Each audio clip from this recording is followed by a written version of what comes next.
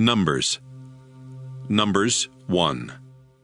The people of Israel had left Egypt and were living in the Sinai desert. Then on the first day of the second month of the second year, Moses was in the sacred tent when the Lord said, I want you and Aaron to find out how many people are in each of Israel's clans and families, and make a list of all the men 20 years and older who are able to fight in battle. The following 12 family leaders, one from each tribe, will help you. Elizur, son of Shedeur from Reuben, Shelomiel, son of Zurishaddai from Simeon, Nahshon, son of Amminadab from Judah, Nethanel, son of Zuar from Issachar, Eliab, son of Helon from Zebulun, Elishama, son of Ammihud from Ephraim, Gamaliel, son of Pedazur from Manasseh, Abidan, son of Gideoni from Benjamin, Ahiezer, son of Ammishaddai from Dan, Pagiel, son of Ochran from Asher, Eliasaph, son of Duel from Gad, and Ahira, son of Enan from Naphtali. Moses and Aaron, together with these 12 tribal leaders, called together the people that same day. They were counted according to their clans and families. Then Moses and the others listed the names of the men 20 years and older, just as the Lord had commanded. The number of men from each tribe who were at least 20 years old and strong enough to fight in Israel's army was as follows: 46,500 from Reuben, the oldest son of Jacob; 59,300 from Simeon; 45,650 from Gad; 74,600 from Judah; 54,400 from Issachar; 57,400 from Zebulun; 40,500 from Ephraim; 32,200 from Manasseh; 35,400 from Benjamin; 62,700 from Dan; 41,500 from Asher; 53,400 from Naphtali. The total number of men registered by Moses, Aaron, and the 12 leaders was 603,550. But those from the Levi tribe were not included, because the Lord had said to Moses, When you count the Israelites, do not include those from the Levi tribe. Instead, give them the job of caring for the sacred tent, its furnishings, and the objects used for worship. They will camp around the tent, and whenever you move, they will take it down, carry it to the new camp, and set it up again. Anyone else who tries to go near it must be put to death. The rest of the Israelites will camp in their own groups and under their own banners, but the Levites will camp around the sacred tent to make sure that no one goes near it and makes me furious with the Israelites. The people of Israel did everything the Lord had commanded. Numbers 2. The Lord told Moses and Aaron how the Israelites should arrange their camp. Each tribe must set up camp under its own banner and under the flags of its ancestral families. These camps will be arranged around the sacred tent, but not close to it. Judah and the tribes that march with it must set up camp on the east side of the sacred tent under their own banner. The 74,600 troops of the tribe of Judah will be arranged by divisions and led by Nahshon, son of Amminadab. On one side of Judah will be the tribe of Issachar, with Nethanel, son of Zuar, as the leader of its 54,000 troops. On the other side will be the tribe of Zebulun, with Eliab, son of Helon, as the leader of its 57,400 troops. These 186,400 troops will march into battle first. Reuben and the tribes that march with it must set up camp on the south side of the sacred tent, under their own banner. The 46,500 troops of the tribe of Reuben will be arranged by divisions and led by Elizur, son of Shedeur. On one side of Reuben will be the tribe of Simeon, with Shelomiel, son of Zurishaddai, as the leader of its 59,300 troops. On the other side will be the tribe of Gad, with Eliasaph, son of Duel, as the leader of its 45,650 troops. These 151,450 troops will march into battle second. Marching behind Reuben will be the Levites, arranged in groups just as they are camped. They will carry the sacred tent and their own banners. Ephraim and the tribes that march with it must set up camp on the west side of the sacred tent under their own banner. The 40,500 troops of the tribe of Ephraim will be arranged by divisions and led by Elishama, son of Ammihud. On one side of Ephraim will be the tribe of Manasseh, with Gamaliel, son of Pedazur, as the leader of its 32,200 troops. On the other side will be the tribe of Benjamin, with Abidan, son of Gideoni, as the leader of its 35,400 troops. These 108,100 troops will march into battle third. Dan and the tribes that march with it must set up camp on the north side of the sacred tent, under their own banner. The 62,700 troops of the tribe of Dan will be arranged by divisions and led by Ahiezer, son of Ammishaddai. On one side of Dan will be the tribe of Asher, with Pagiel, son of Ochram, as the leader of its 41,500 troops. On the other side will be the tribe of Naphtali, with Ahira, son of Enan, as the leader of its 53,400 troops. These 157,600 troops will march into battle last. So all the Israelites in the camp were counted according to their ancestral families. The troops were arranged by divisions and totaled 603,550. The only Israelites not included were the Levites, just as the Lord had commanded Moses. Israel did everything the Lord had told Moses. They arranged their camp according to clans and families, with each tribe under its own banner. And that was the order by which they marched into battle. Numbers 3. When the Lord talked with Moses on Mount Sinai, Aaron's 4 sons, Nadab, Abihu, Eleazar, and Ithamar, were the ones to be ordained as priests. But the Lord killed Nadab and Abihu in the Sinai desert, when they used fire that was unacceptable in their offering to the Lord. And because Nadab and Abihu had no sons, only Eleazar and Ithamar served as priests with their father Aaron. The Lord said to Moses, "Assign the Levi tribe to Aaron the priest. They will be his assistants, and will work at the sacred tent for him and for all the Israelites. The Levites will serve the community by being responsible for the furnishings of the tent. They are assigned to help Aaron and his sons who have been appointed to be priests. Anyone else who tries to perform the duties of a priest must be put to death. Moses, I have chosen these Levites from all Israel, and they will belong to me in a special way. When I killed the firstborn sons of the Egyptians, I decided that the firstborn sons in every Israelite family and the firstborn males of their flocks and herds would be mine. But now I accept these Levites in place of the firstborn sons of the Israelites."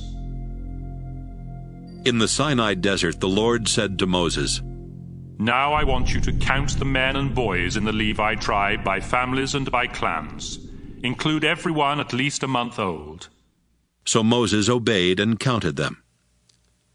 Levi's 3 sons, Gershon, Kohath, and Merari, had become the heads of their own clans. Gershon's sons were Libni and Shimei. Kohath's sons were Amram, Izhar, Hebron, and Uzziel.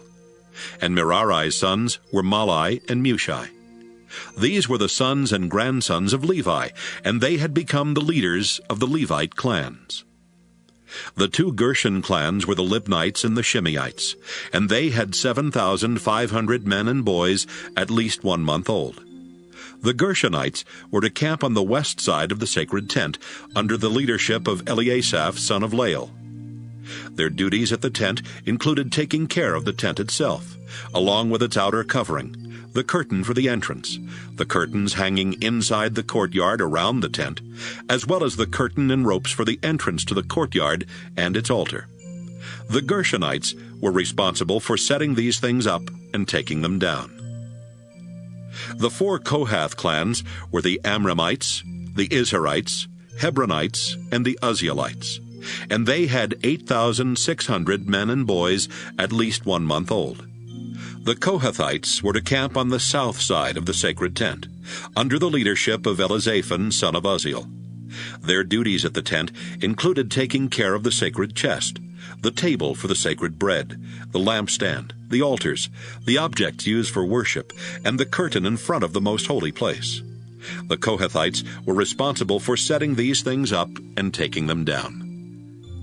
Eleazar, son of Aaron, was the head of the Levite leaders, and he made sure that the work at the sacred tent was done. The two Merari clans were the Mahlites and the Mushites, and they had 6,200 men and boys at least 1 month old. The Merarites were to camp on the north side of the sacred tent, under the leadership of Zuriel, son of Abihail. Their duties included taking care of the tent frames and the pieces that held the tent up, the bars, the posts, the stands, and its other equipment. They were also in charge of the posts that supported the courtyard, as well as their stands, tent pegs, and ropes. The Merari clans were responsible for setting these things up and taking them down. Moses, Aaron, and his sons were to camp in front of the sacred tent, on the east side, and to make sure that the Israelites worshipped in the proper way. Anyone else who tried to do the work of Moses and Aaron was to be put to death. So Moses and Aaron obeyed the Lord and counted the Levites by their clans. The total number of Levites, at least 1 month old, was 22,000. The Lord said to Moses, "Make a list and count the firstborn sons at least 1 month old in each of the Israelite families. They belong to me, but I will accept the Levites as substitutes for them, and I will accept the Levites' livestock as substitutes for the Israelites' firstborn livestock." Moses obeyed the Lord and counted the firstborn sons. There were 22,273 of them. Then the Lord said, "The Levites will belong to me and will take the place of the firstborn sons. Their livestock will take the place of the Israelites' firstborn livestock. But since there are more firstborn sons than Levites, the extra 273 men and boys must be bought back from me. For each one, you are to collect 5 pieces of silver, weighed according to the official standards. This money must then be given to Aaron and his sons." Moses collected the silver from the extra 273 firstborn men and boys, and it amounted to 1,365 pieces of silver, weighed according to the official standards. Then he gave it to Aaron and his sons, just as the Lord had commanded. Numbers 4. The Lord told Moses and Aaron, "Find out how many men between the ages of 30 and 50 are in the 4 Levite clans of Kohath. Count only those who are able to work at the sacred tent." The Kohathites will be responsible for carrying the sacred objects used in worship at the sacred tent. When the Israelites are ready to move their camp, Aaron and his sons will enter the tent and take down the curtain that separates the sacred chest from the rest of the tent. They will cover the chest with this curtain, and then with a piece of fine leather, and cover it all with a solid blue cloth. After this, they will put the carrying poles in place. Next, Aaron and his sons will use another blue cloth to cover the table for the sacred bread. On the cloth they will place the dishes, the bowls for incense, the cups, the jugs for wine, as well as the bread itself. They are to cover all this with a bright red cloth, and then with a piece of fine leather before putting the carrying poles in place. With another blue cloth, they will cover the lampstand, along with the lamps, the lamp snuffers, the fire pans, and the jars of oil for the lamps. All of this will then be covered with a piece of fine leather and placed on a carrying frame. The gold incense altar is to be covered with a blue cloth, and then with a piece of fine leather before its carrying poles are put in place. Next, Aaron and his sons will take blue cloth and wrap all the objects used in worship at the sacred tent. These will need to be covered with a piece of fine leather, then placed on a carrying frame. They are to remove the ashes from the bronze altar and cover it with a purple cloth. On that cloth will be placed the utensils used at the altar, including the fire pans, the meat forks, the shovels, and the sprinkling bowls. All of this will then be covered with a piece of fine leather, before the carrying poles are put in place. When the camp is ready to be moved, the Kohathites will be responsible for carrying the sacred objects and the furnishings of the sacred tent. But Aaron and his sons must have already covered those things, so the Kohathites won't touch them and die. Eleazar, son of Aaron the priest, will be in charge of the oil for the lamps, the sweet-smelling incense, the grain for the sacrifices, and the olive oil used for dedications and ordinations.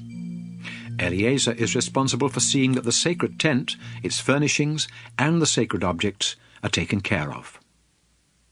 The Kohathites must not go near or even look at the sacred objects until Aaron and his sons have covered those objects. If they do, their entire clan will be wiped out.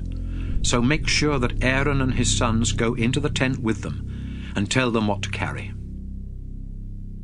The Lord said to Moses, Find out how many men between the ages of 30 and 50 are in the 2 Levite clans of Gershon. Count only those who are able to work at the sacred tent. The Gershonites will be responsible for carrying the curtains of the sacred tent, its 2 outer coverings, the curtain for the entrance to the tent, the curtains hanging around the courtyard of the tent, and the curtain and ropes for the entrance to the courtyard. The Gershonites are to do whatever needs to be done to take care of these things, and they will carry them wherever Aaron and his sons tell them to. These are the duties of the Gershonites at the sacred tent, and Ithamar, son of Aaron, will make sure they do their work. The Lord said, Moses, find out how many men between 30 and 50 are in the 2 Levite clans of Merari, but count only those who are able to work at the sacred tent. The Merarites will be responsible for carrying the frames of the tent and its other pieces, including the bars, the posts, the stands, as well as the posts that support the courtyard, together with their stands, tent pegs, and ropes. The Merarites are to be told exactly what objects they are to carry, and Ithamar, son of Aaron, will make sure they do their work. Moses, Aaron, and the other Israelite leaders obeyed the Lord and counted the Levi tribe by families and clans to find out how many men there were between the ages of 30 and 50 who could work at the sacred tent. There were 2,750 Kohathites, 2,630 Gershonites, and 3,200 Merarites, making a total of 8,580. Then they were all assigned their duties. Numbers 5. The Lord told Moses to say to the people of Israel, Put out of the camp everyone who has leprosy, or a bodily discharge, or who has touched a dead body. Now that I live among my people, their camp must be kept clean. The Israelites obeyed the Lord's instructions. The Lord told Moses to say to the community of Israel, If any of you commit a crime against someone, you have sinned against me. You must confess your guilt and pay the victim in full for whatever damage has been done, plus a fine of 20%. If the victim has no relative who can accept this money, it belongs to me and will be paid to the priest. In addition to that payment, you must take a ram for the priest to sacrifice, so your sin will be forgiven. When you make a donation to the sacred tent, that money belongs only to the priest, and each priest will keep what is given to him. The Lord told Moses to say to the people of Israel, Suppose a man becomes jealous and suspects that his wife has been unfaithful, but he has no proof. He must take his wife to the priest, together with 2 pounds of ground barley, as an offering to find out if she is guilty. No olive oil or incense is to be put on that offering. The priest is to have the woman stand at my altar, where he will pour sacred water into a clay jar and stir in some dust from the floor of the sacred tent. Next, he will remove her veil, then hand her the barley offering and say, If you have been faithful to your husband, this water won't harm you. But if you have been unfaithful, it will bring down the Lord's curse. You will never be able to give birth to a child, and everyone will curse your name. Then the woman will answer, If I am guilty, let it happen just as you say. The priest will write these curses on special paper and wash them off into the bitter water, so that when the woman drinks this water, the curses will enter her body. He will take the barley offering from her and lift it up in dedication to me, the Lord. Then he will place it on my altar and burn part of it as a sacrifice. After that, the woman must drink the bitter water. If the woman has been unfaithful, the water will immediately make her unable to have children, and she will be a curse among her people. But if she is innocent, her body will not be harmed, and she will still be able to have children. This is the ceremony that must take place at my altar when a husband suspects that his wife has been unfaithful. The priest must have the woman stand in my presence and carefully follow these instructions. If the husband is wrong, he will not be punished, but if his wife is guilty, she will be punished. Numbers 6. The Lord told Moses to say to the people of Israel, If any of you want to dedicate yourself to me by vowing to become a Nazirite, you must no longer drink any wine or beer or use any kind of vinegar.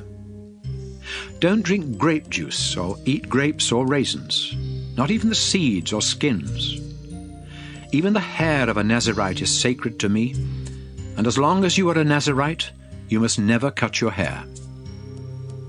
During the time that you are a Nazirite, you must never go close to a dead body, not even that of your father, mother, brother, or sister. That would make you unclean.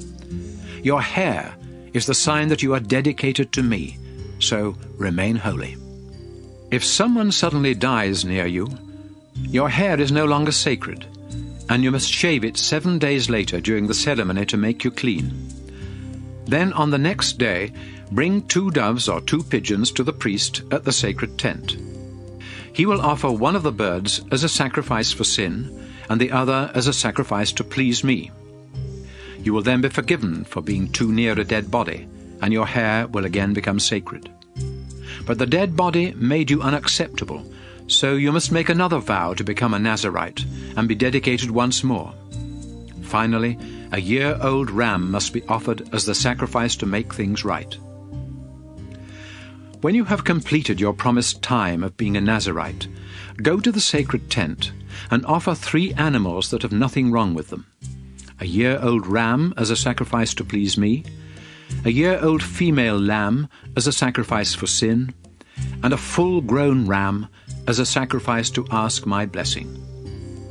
Wine offerings and grain sacrifices must also be brought with these animals. Finally, you are to bring a basket of bread made with your finest flour and olive oil, but without yeast. Also bring some thin wafers brushed with oil. The priest will take these gifts to my altar and offer them, so that I will be pleased and will forgive you. Then he will sacrifice the ram and offer the wine, grain, and bread.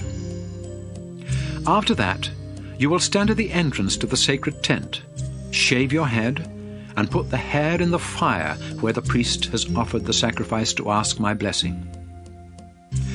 Once the meat from the ram's shoulder has been boiled, the priest will take it, along with 1 loaf of bread and 1 wafer brushed with oil, and give them to you. You will hand them back to the priest, who will lift them up in dedication to me. Then he can eat the meat from the ram's shoulder, its choice ribs, and its hind leg, because this is his share of the sacrifice. After this, you will no longer be a Nazirite, and will be free to drink wine. These are the requirements for Nazirites. However, if you can afford to offer more, you must do so. The Lord told Moses, When Aaron and his sons bless the people of Israel, they must say, I pray that the Lord will bless and protect you, and that he will show you mercy and kindness. May the Lord be good to you and give you peace. Then the Lord said, If Aaron and his sons ask me to bless the Israelites, I will give them my blessing. Numbers 7. When Moses had finished setting up the sacred tent, he dedicated it to the Lord, together with its furnishings, the altar, and its equipment. Then the 12 tribal leaders of Israel, the same men who had been in charge of counting the people, came to the tent with gifts for the Lord. They brought 6 strong carts and 12 oxen, 1 ox from each leader, and a cart from every 2. The Lord said to Moses, "Accept these gifts, so the Levites can use them here at the sacred tent, for carrying the sacred things." Then Moses took the carts and oxen and gave them to the Levites, who were under the leadership of Ithamar son of Aaron. Moses gave 2 carts and 4 oxen to the Gershonites for their work, and 4 carts and 8 oxen to the Merarites for their work. But Moses did not give any to the Kohathites, because they were in charge of the sacred objects that had to be carried on their shoulders. On the day the altar was dedicated, the 12 leaders brought offerings for its dedication. The Lord said to Moses, "Each day 1 leader is to give his offering for the dedication." So each leader brought the following gifts: a silver bowl that weighed over 3 pounds, and a silver sprinkling bowl weighing almost 2 pounds, both of them filled with flour and olive oil as grain sacrifices, and weighed according to the official standards. A small gold dish filled with incense. A young bull, a full-grown ram, and a year-old ram as sacrifices to please the Lord. A goat as a sacrifice for sin. And 2 bulls, 5 full-grown rams, 5 goats, and 5 rams a year old as sacrifices to ask the Lord's blessing. The tribal leaders brought their gifts and offerings in the following order. On the first day, Nahshon from Judah. On the second day, Nethanel from Issachar. On the third day, Eliab from Zebulun. On the fourth day, Elizur from Reuben. On the fifth day, Shelumiel from Simeon. On the 6th day, Eliasaph from Gad. On the 7th day, Elishama from Ephraim.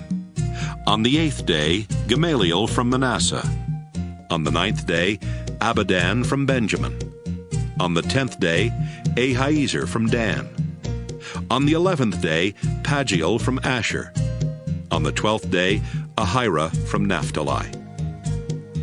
And so when the altar was dedicated to the Lord, these 12 leaders brought the following gifts: 12 silver bowls and 12 silver sprinkling bowls, weighing a total of about 60 pounds, according to the official standards.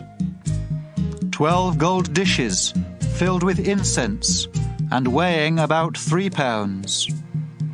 12 bulls, 12 full-grown rams, and 12 rams a year old as sacrifices to please the Lord, along with the proper grain sacrifices. 12 goats as sacrifices for sin, and 24 bulls, 60 full-grown rams, 60 goats, and 60 rams a year old as sacrifices to ask the Lord's blessing. Whenever Moses needed to talk with the Lord, he went into the sacred tent, where he heard the Lord's voice coming from between the 2 winged creatures above the lid of the sacred chest. Numbers 8. The Lord said to Moses, "Tell Aaron to put the 7 lamps on the lampstand so they shine towards the front." Aaron obeyed and placed the lamps as he was told. The lampstand was made of hammered gold from its base to the decorative flowers on top, exactly like the pattern the Lord had described to Moses. The Lord said to Moses, "The Levites must be acceptable to me before they begin working at the sacred tent." So separate them from the rest of the Israelites, and sprinkle them with the water that washes away their sins. Then have them shave their entire bodies and wash their clothes. They are to bring a bull and its proper grain sacrifice of flour mixed with olive oil, and they must bring a second bull as a sacrifice for sin. Then you, Moses, will call together all the people of Israel and have the Levites go to my sacred tent, where the people will place their hands on them. Aaron will present the Levites to me as a gift from the people, so that the Levites will do my work. After this, the Levites are to place their hands on the heads of the bulls, Then one of the bulls will be sacrificed for the forgiveness of sin, and the other to make sure that I am pleased. The Levites will stand at my altar in front of Aaron and his sons, who will then dedicate the Levites to me. This ceremony will show that the Levites are different from the other Israelites and belong to me in a special way. After they have been made acceptable and have been dedicated, they will be allowed to work at my sacred tent. They are mine and will take the place of the firstborn Israelite sons. When I killed the oldest sons of the Egyptians, I decided that the firstborn sons in each Israelite family would be mine, as well as every firstborn male from their flocks and herds. But now I have chosen these Levites as substitutes for the firstborn sons, and I have given them as gifts to Aaron and his sons to serve at the sacred tent.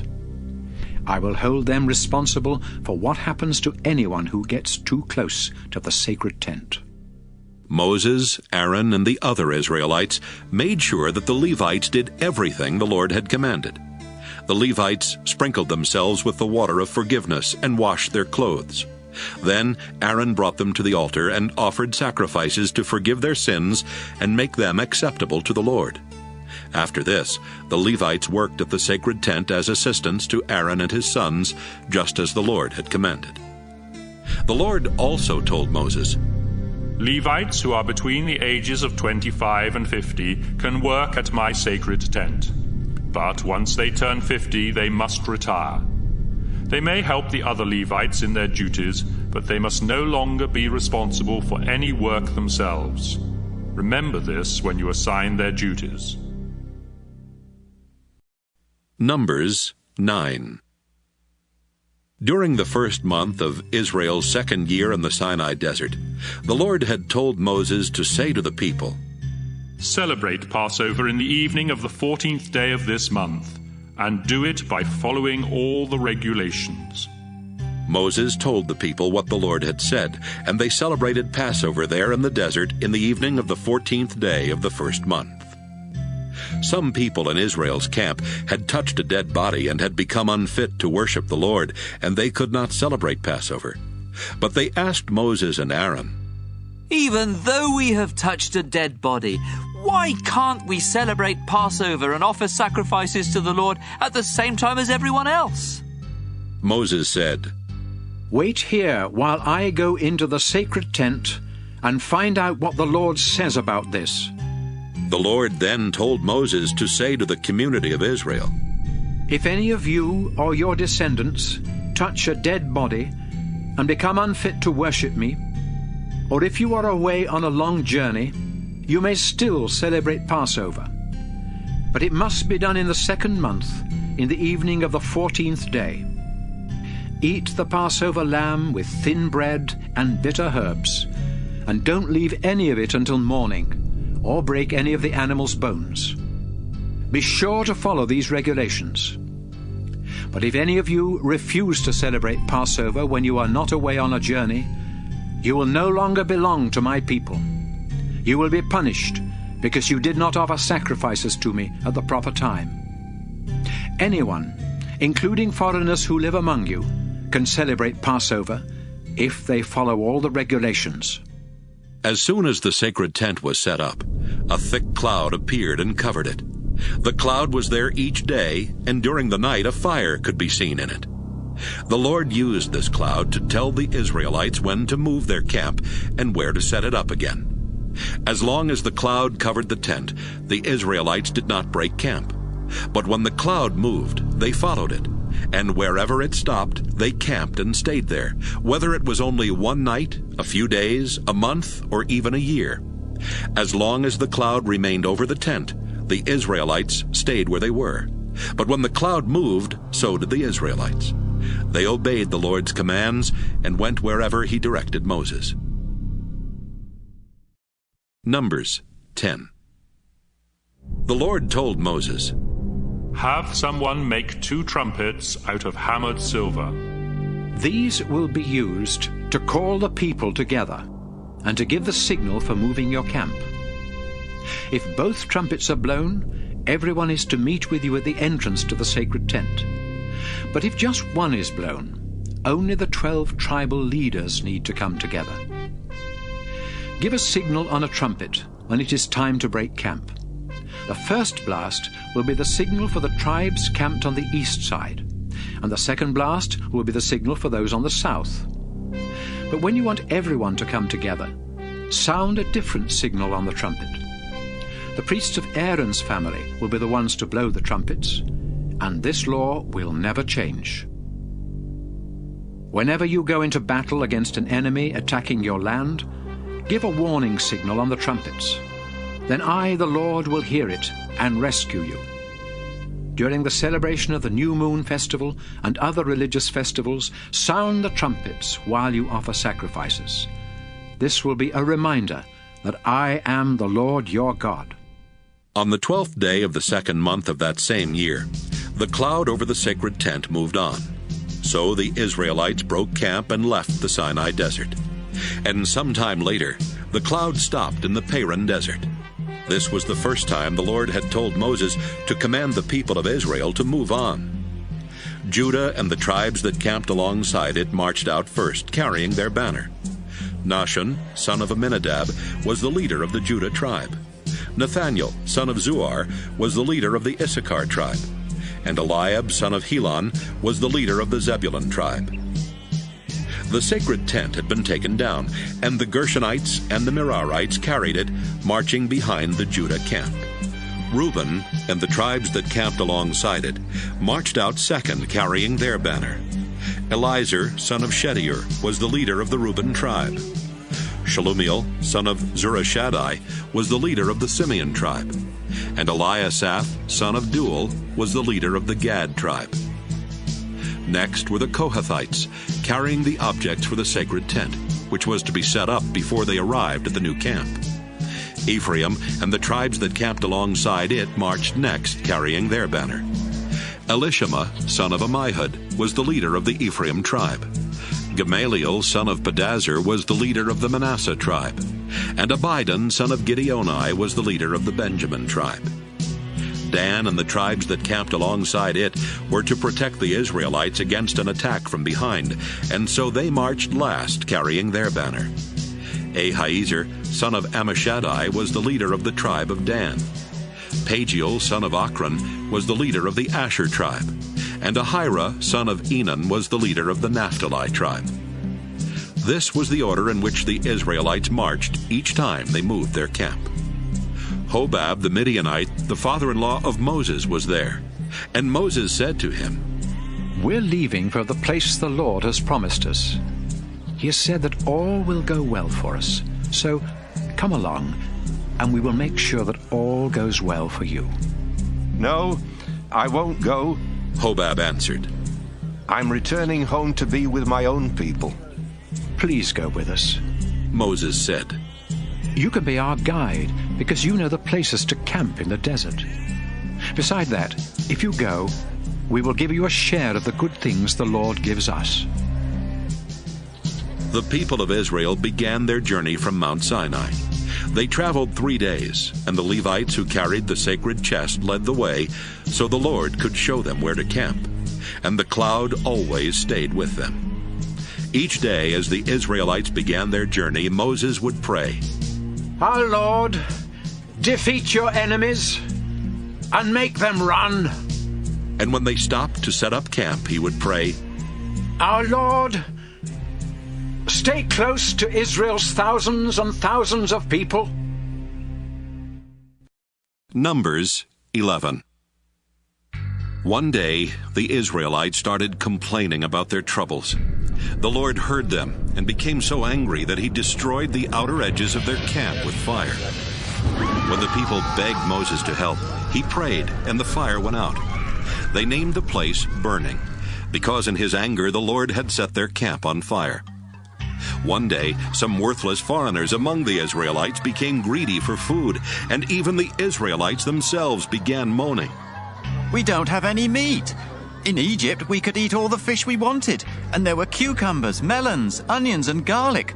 But we're starving out here, and the only food we have is this manna. The manna was like small whitish seeds, and tasted like something baked with sweet olive oil. It appeared at night with the dew. In the morning, the people would collect the manna, grind or crush it into flour, then boil it and make it into thin wafers. The Israelites stood around their tents complaining. Moses heard them and was upset that they had made the Lord angry. He prayed, I am your servant, Lord, so why are you doing this to me? What have I done to deserve this? You made me responsible for all these people, but they're not my children. You told me to nurse them along and to carry them to the land you promised their ancestors. They keep whining for meat, but where can I get meat for them? This job is too much for me. How can I take care of all these people by myself? If this is the way you're going to treat me, just kill me now and end my miserable life. The Lord said to Moses, Choose 70 of Israel's respected leaders and go with them to the sacred tent. While I am talking with you there, I will give them some of your authority, so they can share responsibility for my people. You will no longer have to care for them by yourself. As for the Israelites, I have heard them complaining about not having meat and about being better off in Egypt. So tell them to make themselves acceptable to me, because tomorrow they will have meat. In fact, they will have meat day after day for a whole month, not just a few days or even 10 or 20. They turned against me and wanted to return to Egypt. Now they will eat meat until they get sick of it. Moses replied, At least 600,000 grown men are here with me. How can you say there will be enough meat to feed them and their families for a whole month?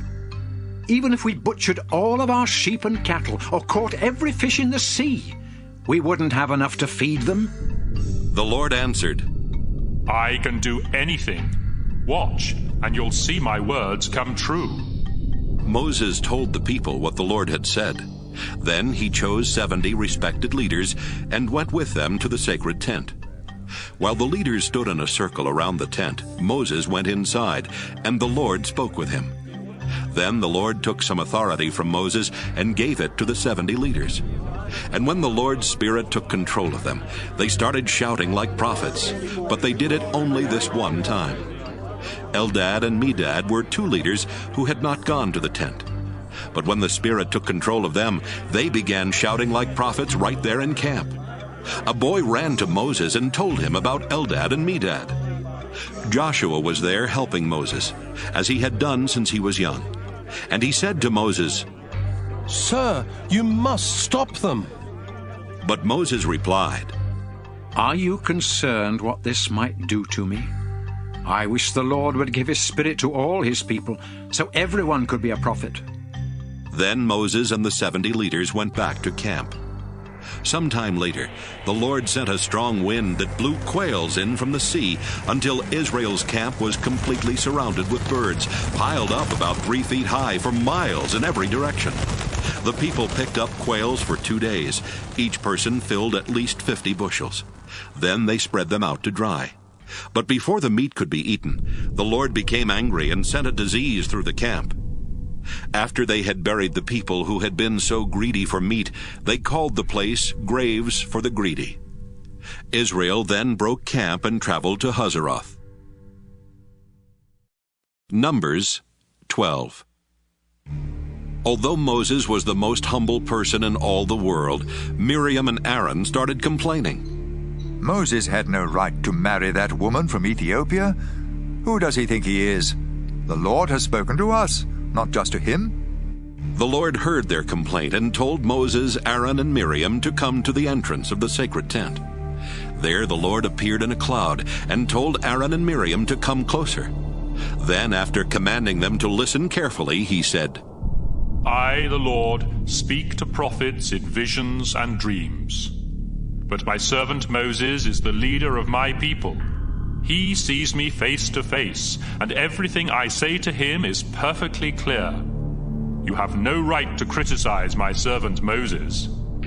The Lord became angry at Aaron and Miriam. And after the Lord left and the cloud disappeared from over the sacred tent, Miriam's skin turned white with leprosy. When Aaron saw what had happened to her, he said to Moses, Sir, please don't punish us for doing such a foolish thing. Don't let Miriam's flesh rot away like a child born dead. Moses prayed, Lord God, please heal her. But the Lord replied, Miriam would be disgraced for 7 days if her father had punished her by spitting in her face. So make her stay outside the camp for 7 days before coming back. The people of Israel did not move their camp until Miriam returned 7 days later. Then they left Hazeroth and set up camp in the Paran desert. Numbers 13. The Lord said to Moses, Choose a leader from each tribe and send them into Canaan to explore the land I am giving you. So Moses sent 12 tribal leaders from Israel's camp in the Paran desert, with orders to explore the land of Canaan.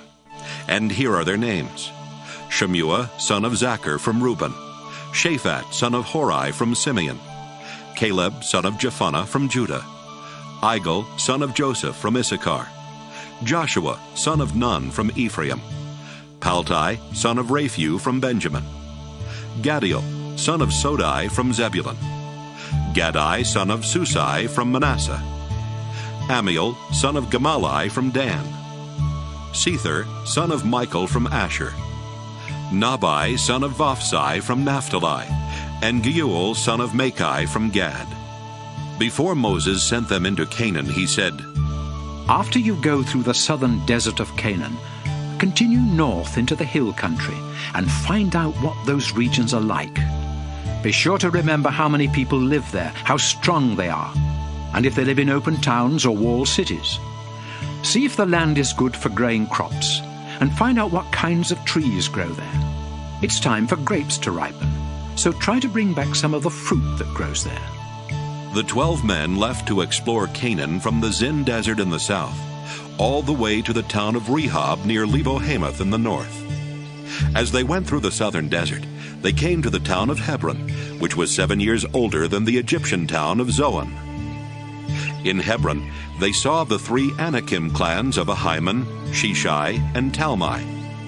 When they got to Bunch Valley, they cut off a branch with such a huge bunch of grapes that it took 2 men to carry it on a pole. That's why the place is called Bunch Valley. Along with the grapes, they also took back pomegranates and figs. After exploring the land of Canaan 40 days, the 12 men returned to Kadesh in the Paran desert and told Moses, Aaron, and the people what they had seen. They showed them the fruit and said, Look at this fruit. The land we explored is rich with milk and honey. But the people who live there are strong, and their cities are large and walled. We even saw the 3 Anakim clans. Besides that, the Amalekites live in the southern desert. The Hittites, Jebusites, and Amorites are in the hill country, and the Canaanites live along the Mediterranean Sea and the Jordan River. Caleb calmed down the crowd and said, Let's go and take the land. I know we can do it. But the other men replied, Those people are much too strong for us. Then they started spreading rumors and saying, We won't be able to grow anything in that soil, and the people are like giants. In fact, we saw the Nephilim, who are the ancestors of the Anakim. They were so big that we felt as small as grasshoppers. Numbers 14. After the Israelites heard the report from the 12 men who had explored Canaan, the people cried all night and complained to Moses and Aaron. We wish we had died in Egypt or somewhere out here in the desert. Is the Lord leading us into Canaan just to have us killed and our women and children captured? We'd be better off in Egypt. Then they said to one another, Let's choose our own leader and go back.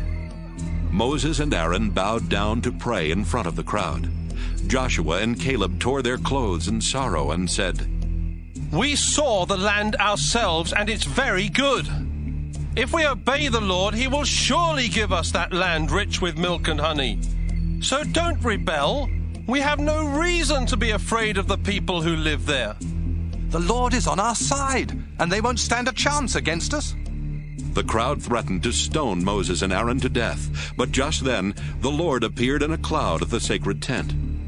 The Lord said to Moses, I have done great things for these people, and they still reject me by refusing to believe in my power. So they will no longer be my people.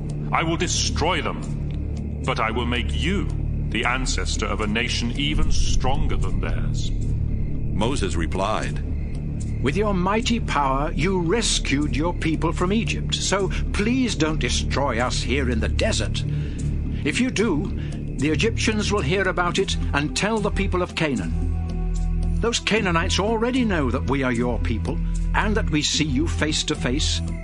And they have heard how you lead us with a thick cloud during the day and flaming fire at night. But if you kill us, they will claim it was because you weren't powerful enough to lead us into Canaan as you promised. Show us your great power, Lord. You promised that you love to show mercy and kindness.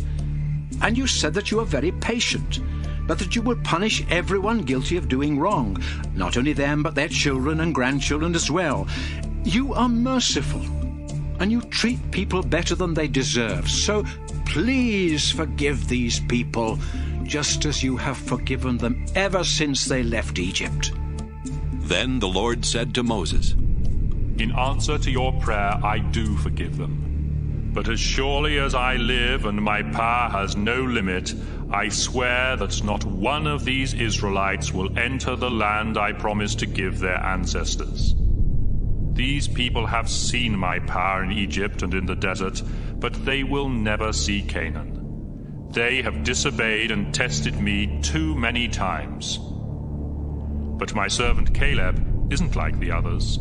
So, because he has faith in me, I will allow him to cross into Canaan, and his descendants will settle there.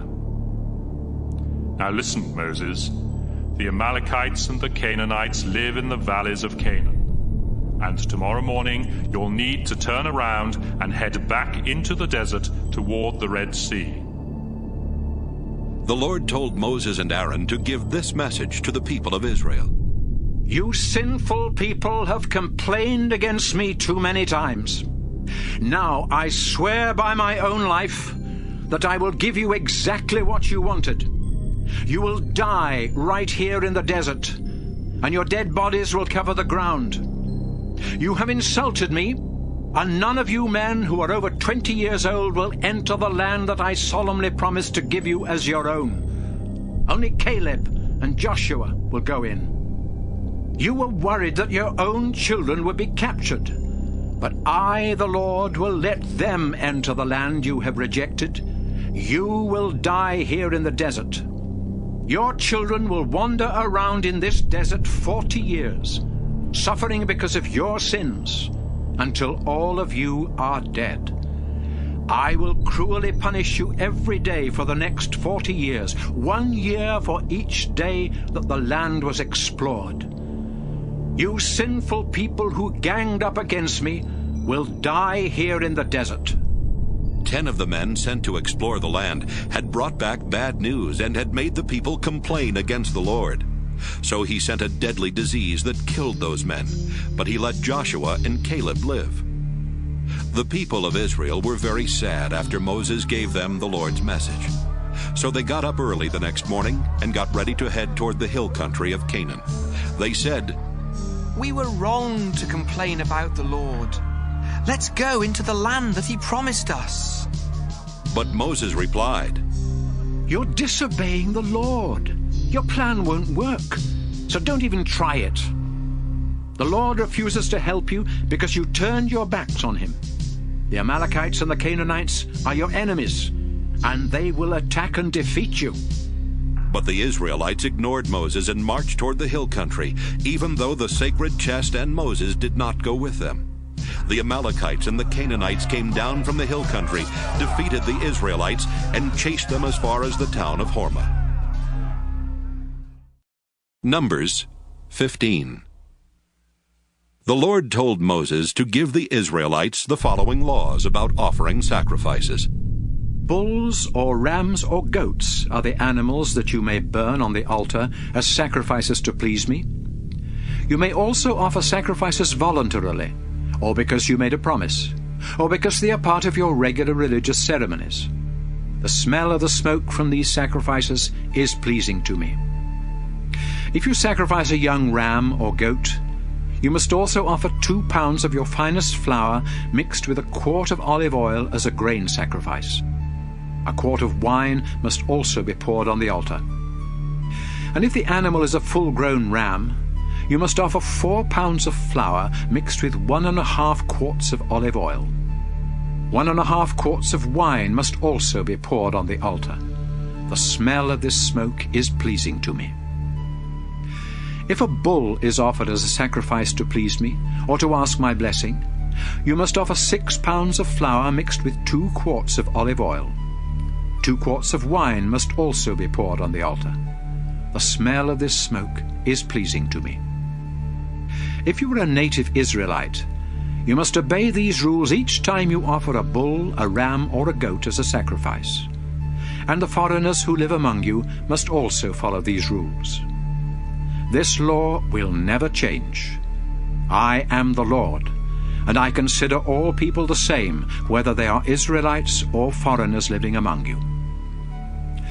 When you eat food in the land that I am giving you, remember to set aside some of it as an offering to me. From the first batch of bread dough that you make after each new grain harvest, make a loaf of bread and offer it to me just as you offer grain. All your descendants must follow this law and offer part of the first batch of bread dough. The Lord also told Moses to tell the people what must be done if they ever disobey his laws. If all of you disobey one of my laws without meaning to, you must offer a bull as a sacrifice to please me, together with a grain sacrifice, a wine offering, and a goat as a sacrifice for sin. Then the priest will pray and ask me to forgive you. And since you did not mean to do wrong, and you offered sacrifices, the sin of everyone, both Israelites and foreigners among you, will be forgiven. But if one of you does wrong without meaning to, you must sacrifice a year-old female goat as a sacrifice for sin. The priest will then ask me to forgive you, and your sin will be forgiven. The law will be the same for anyone who does wrong without meaning to, whether an Israelite or a foreigner living among you. But if one of you does wrong on purpose, whether Israelite or foreigner, you have sinned against me by disobeying my laws. You will be sent away and will no longer live among the people of Israel. Once, while the Israelites were traveling through the desert, a man was caught gathering firewood on the Sabbath. He was taken to Moses, Aaron, and the rest of the community, but no one knew what to do with him, so he was not allowed to leave. Then the Lord said to Moses, "Tell the people to take that man outside the camp and stone him to death." So he was killed just as the Lord had commanded Moses. The Lord told Moses to say to the people of Israel, "Sew tassels onto the bottom edge of your clothes, and tie a purple string to each tassel. These will remind you that you must obey my laws and teachings. And when you do, you will be dedicated to me and won't follow your own sinful desires. I am the Lord your God, who led you out of Egypt." Numbers 16. Korah, son of Izhar, was a Levite from the Kohathite clan. One day he called together Dathan, Abiram, and On from the Reuben tribe, and the 4 of them decided to rebel against Moses.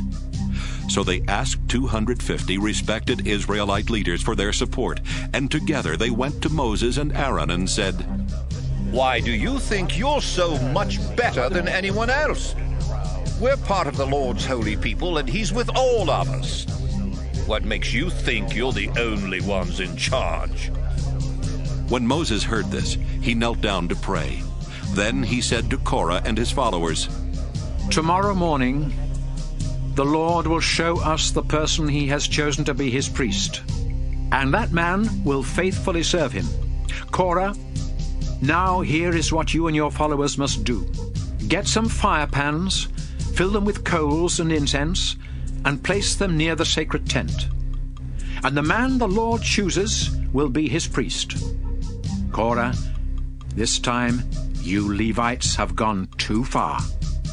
You know that the God of Israel has chosen you Levites from all Israel to serve him by being in charge of the sacred tent and by helping the community to worship in the proper way. What more do you want? The Lord has given you a special responsibility, and now, Korah, you think you should also be his priest. You and your followers have rebelled against the Lord, not against Aaron. Then Moses sent for Dathan and Abiram, but they sent back this message. We won't come. It's bad enough that you took us from our rich farmland in Egypt to let us die here in the desert. Now you also want to boss us around. You keep promising us rich farmlands with fertile fields and vineyards. But where are they? Stop trying to trick these people. No, we won't come to see you. Moses was very angry and said to the Lord, Don't listen to these men. I haven't done anything wrong to them. I haven't taken as much as a donkey. Then he said to Korah, Tomorrow you and your followers must go with Aaron to the Lord's sacred tent. Each of you take along your firepan with incense in it and offer the incense to the Lord. The next day, the men placed incense and coals in their fire pans and stood with Moses and Aaron at the entrance to the sacred tent. Meanwhile, Korah had convinced the rest of the Israelites to rebel against their two leaders. When that happened, the Lord appeared in all his glory and said to Moses and Aaron, Get away from the rest of the Israelites so I can kill them right now. But the two men bowed down and prayed, Our God, you gave these people life. Why would you punish everyone here when only one man has sinned? The Lord answered Moses, Tell the people to stay away from the tents of Korah, Dathan, and Abiram. Moses walked over to Dathan and Abiram, and the other leaders of Israel followed. Then Moses warned the people, Get away from the tents of these sinful men. Don't touch anything that belongs to them, or you'll be wiped out. So everyone moved away from those tents except Korah, Dathan, Abiram, and their families. Moses said to the crowd, The Lord has chosen me and told me to do these things. It wasn't my idea. And here's how you will know. If these men die a natural death, it means the Lord hasn't chosen me. But suppose the Lord does something that has never been done before. For example, what if a huge crack appears in the ground, and these men and their families fall into it and are buried alive, together with everything they own? Then you will know they have turned their backs on the Lord. As soon as Moses said this, the ground under the men opened up and swallowed them alive, together with their families and everything they owned. Then the ground closed back up, and they were gone. The rest of the Israelites heard their screams, so they ran off, shouting, We don't want that to happen to us. Suddenly, the Lord sent a fire that burned up the 250 men who had offered incense to him. Then the Lord said to Moses, Tell Aaron's son Eleazar to take the fire pans from the smoldering fire and scatter the coals. The pans are now sacred because they were used for offering incense to me. Have them hammered into a thin layer of bronze as a covering for the altar. Those men died because of their sin, and now their fire pans will become a warning for the rest of the community. Eleazar collected the pans and had them hammered into a thin layer of bronze as a covering for the altar, just as the Lord had told Moses. The pans were a warning to the Israelites that only Aaron's descendants would be allowed to offer incense to the Lord. Anyone else who tried would be punished like Korah and his followers. The next day, the people of Israel again complained against Moses and Aaron. The two of you killed some of the Lord's people. As the people crowded around them, Moses and Aaron turned toward the sacred tent, and the Lord appeared in his glory in the cloud covering the tent. So Moses and Aaron walked to the front of the tent, where the Lord said to them, Stand back! I am going to wipe out these Israelites once and for all. They immediately bowed down and prayed. Then Moses told Aaron, Grab your fire pan and fill it with hot coals from the altar. Put incense in it. Then quickly take it to where the people are and offer it to the Lord so they can be forgiven. The Lord is very angry, and the people have already started dying. Aaron did exactly what he had been told. He ran over to the crowd of people and stood between the dead bodies and the people who were still alive. He placed the incense on the pan, then offered it to the Lord, and asked him to forgive the people's sin. The disease immediately stopped spreading, and no one else died from it. But 14,700 Israelites were dead, not counting those who had died with Korah and his followers. Aaron walked back and stood with Moses at the sacred tent. Numbers 17. The Lord told Moses, Call together the 12 tribes of Israel, and tell the leader of each tribe to write his name on the walking stick he carries as a symbol of his authority. Make sure Aaron's name is written on the one from the Levi tribe, then collect all the sticks. Place these sticks in the tent right in front of the sacred chest where I appear to you. I will then choose a man to be my priest, and his stick will sprout. After that happens, I won't have to listen to any more complaints about you. Moses told the people what the Lord had commanded, and they gave him the walking sticks from the 12 tribal leaders, including Aaron's from the Levi tribe. Moses took them and placed them in the Lord's sacred tent. The next day, when Moses went into the tent, flowers and almonds were already growing on Aaron's stick. Moses brought the 12 sticks out of the tent and showed them to the people. Each of the leaders found his own and took it. But the Lord told Moses, Put Aaron's stick back. Let it stay near the sacred chest as a warning to anyone who might think about rebelling. If these people don't stop their grumbling about me, I will wipe them out. Moses did what he was told. The Israelites cried out to Moses, We're done for and doomed if we even get near the sacred tent. Numbers 18.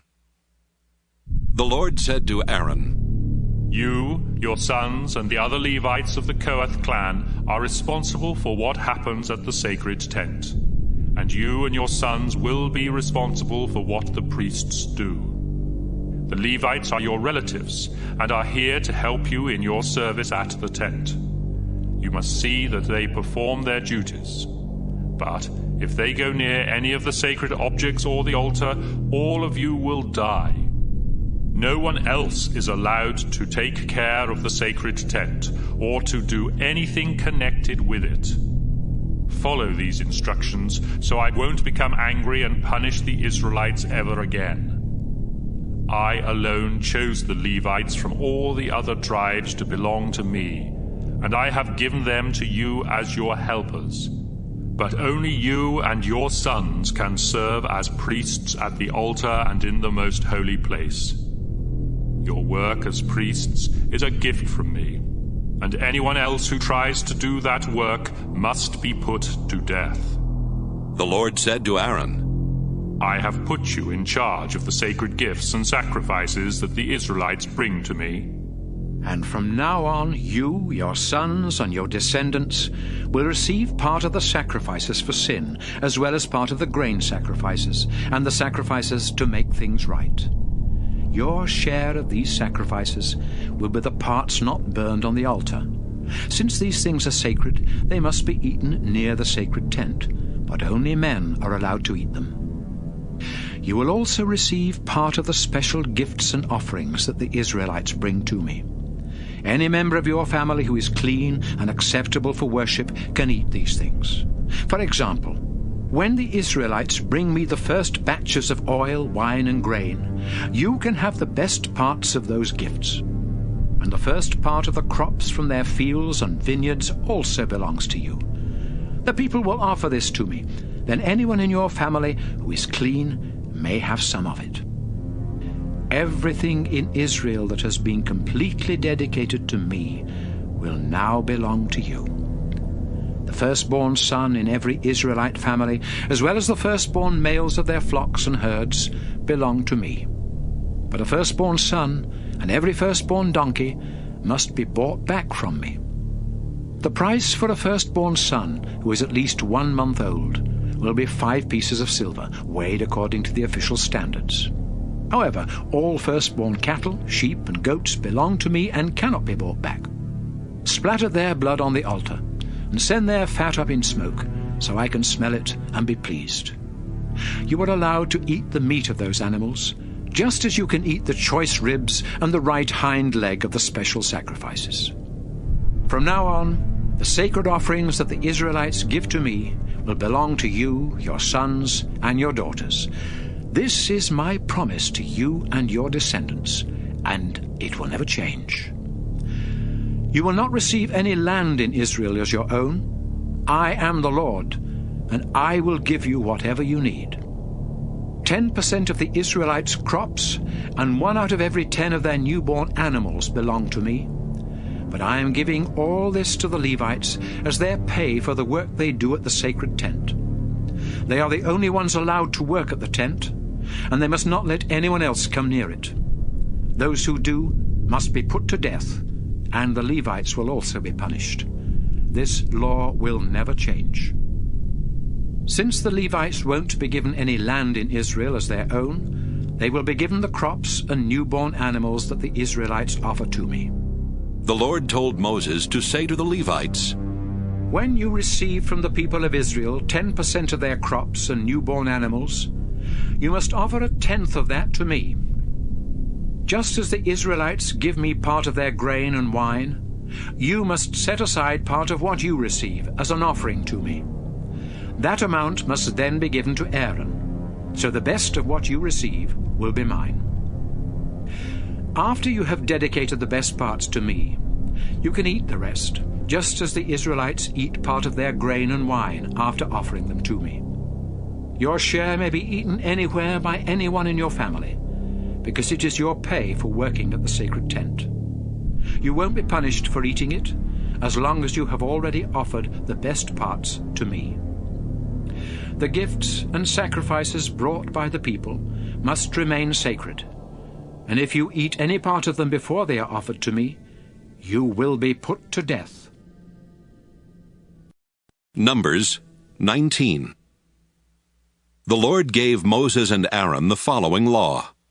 The people of Israel must bring Moses a reddish-brown cow that has nothing wrong with it and that has never been used for plowing. Moses will give it to Eleazar the priest. Then it will be led outside the camp and killed while Eleazar watches. He will dip his finger into the blood and sprinkle it 7 times in the direction of the sacred tent. Then the whole cow, including its skin, meat, blood, and insides, must be burned. A priest is to throw a stick of cedar wood, a hyssop branch, and a piece of red yarn into the fire. After the ceremony, the priest is to take a bath and wash his clothes. Only then can he go back into the camp, but he remains unclean and unfit for worship until evening. The man who burned the cow must also wash his clothes and take a bath, but he is also unclean until evening. A man who isn't unclean must collect the ashes of the burnt cow and store them outside the camp in a clean place. The people of Israel can mix these ashes with the water used in the ceremony to wash away sin. The man who collects the ashes must wash his clothes, but will remain unclean until evening. This law must always be obeyed by the people of Israel and the foreigners living among them. If you touch a dead body, you will be unclean for 7 days. But if you wash with the water mixed with the cow's ashes on the 3rd day and again on the 7th day, you will be clean and acceptable for worship. You must wash yourself on those days. If you don't, you will remain unclean. Suppose you touch a dead body, but refuse to be made clean by washing with the water mixed with ashes. You will be guilty of making my sacred tent unclean, and will no longer belong to the people of Israel. If someone dies in a tent while you are there, you will be unclean for 7 days. And anyone who later enters the tent will also be unclean. Any open jar in the tent is unclean. if you touch the body of someone who was killed or who died of old age, or if you touch a human bone or a grave, you will be unclean for 7 days. Before you can be made clean, someone who is clean must take some of the ashes from the burnt cow and stir them into a pot of spring water. That same person must dip a hyssop branch in the water and ashes, then sprinkle it on the tent and everything in it, including everyone who was inside. If you have touched a human bone, a grave, or a dead body, you must be sprinkled with that water. If this is done on the 3rd day and on the 7th day, you will be clean.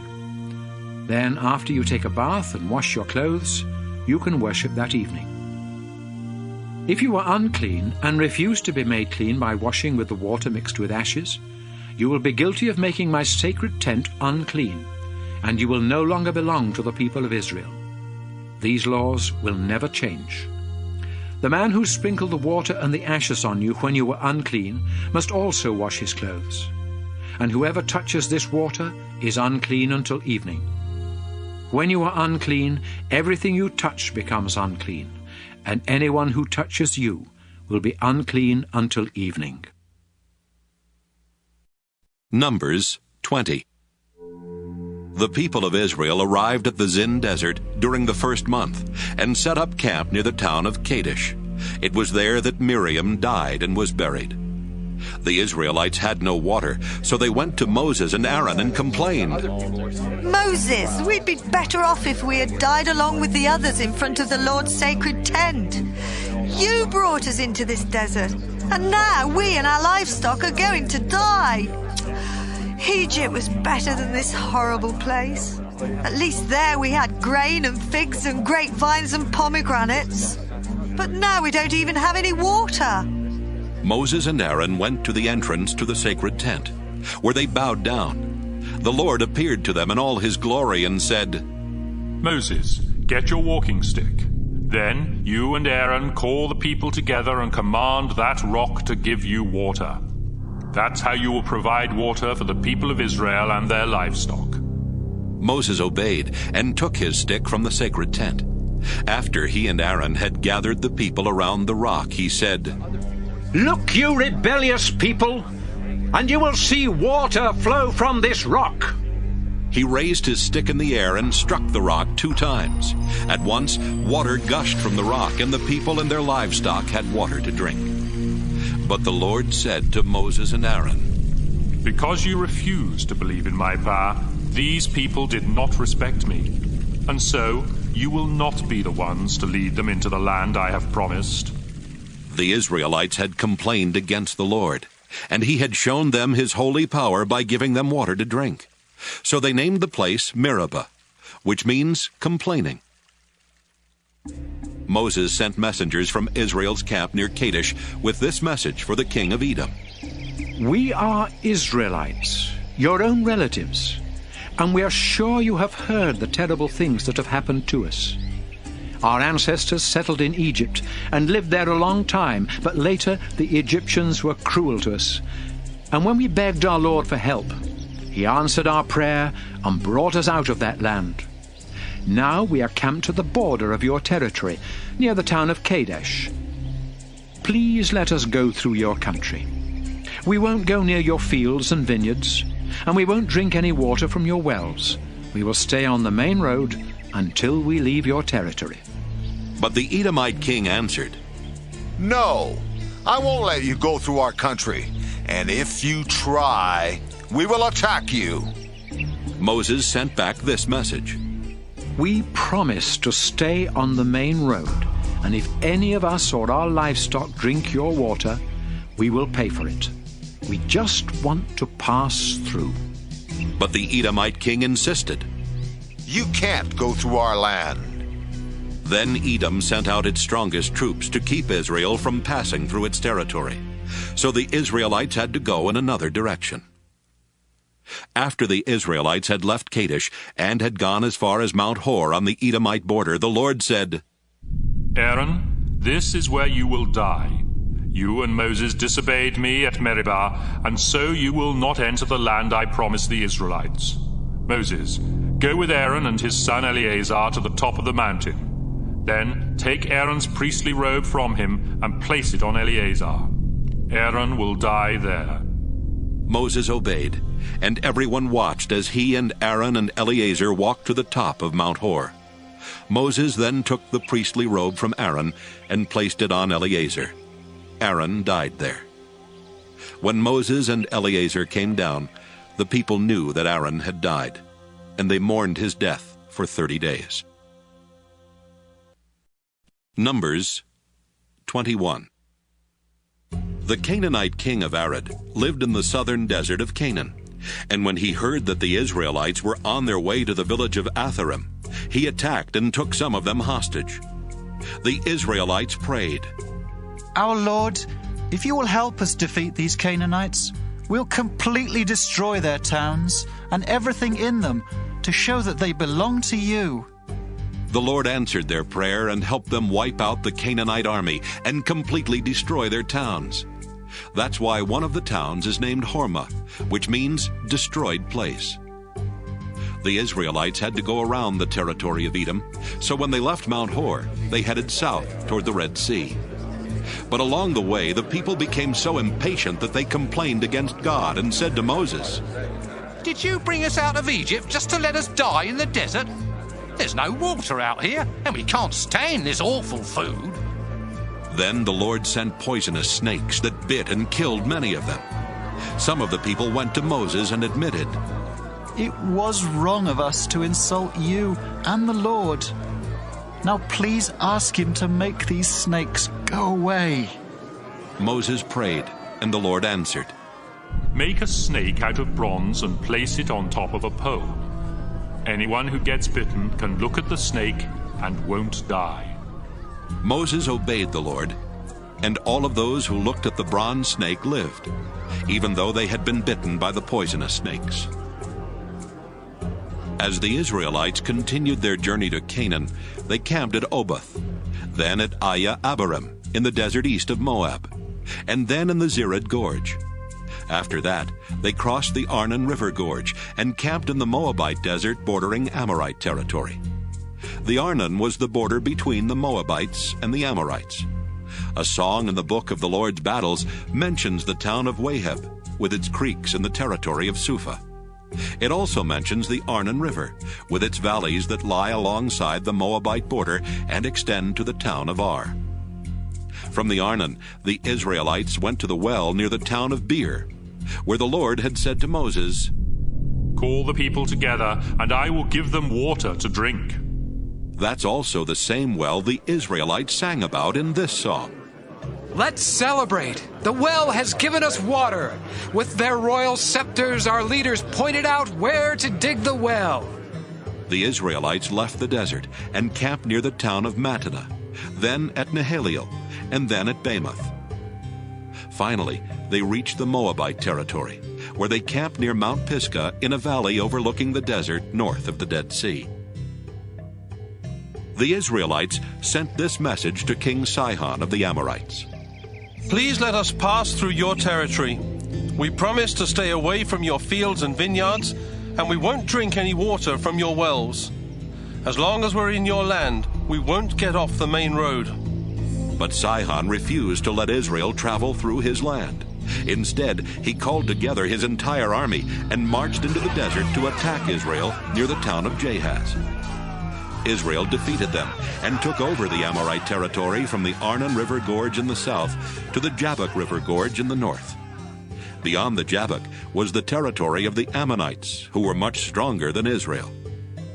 The Israelites settled in the Amorite towns, including the capital city of Heshbon, with its surrounding villages. King Sihon had ruled from Heshbon after defeating the Moabites and taking over their land north of the Arnon River Gorge. That's why the Amorites had written this poem about Heshbon. "Come and rebuild Heshbon, King Sihon's capital city. His armies marched out like fiery flames, burning down the town of Ar and destroying the hills along the Arnon River. You Moabites are done for. Your god Chemosh deserted your people. They were captured, taken away by King Sihon the Amorite. We completely defeated Moab. The towns of Heshbon and Dibon, of Nophah and Medeba are ruined and gone. After the Israelites had settled in the Amorite territory, Moses sent some men to explore the town of Jazer. Later, the Israelites captured the villages surrounding it and forced out the Amorites who lived there. The Israelites headed toward the region of Bashan, where King Og ruled, and he led his entire army to Edrei to meet Israel in battle. The Lord said to Moses, "Don't be afraid of Og. I will help you defeat him and his army, just as you did King Sihon, who ruled Heshbon. Og's territory will be yours." So the Israelites wiped out Og, his family, and his entire army. There were no survivors. Then Israel took over the land of Bashan. Numbers 22. Israel moved from there to the hills of Moab, where they camped across the Jordan River from the town of Jericho. When King Balak of Moab and his people heard how many Israelites there were and what they had done to the Amorites, he and the Moabites were terrified and panicked.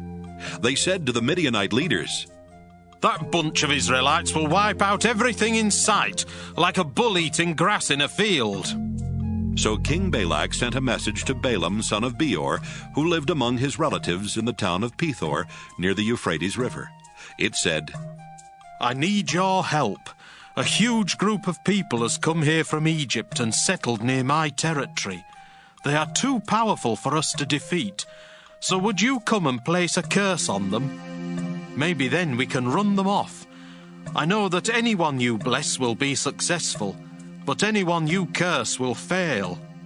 The leaders of Moab and Midian left and took along money to pay Balaam for his work. When they got to his house, they gave him Balak's message.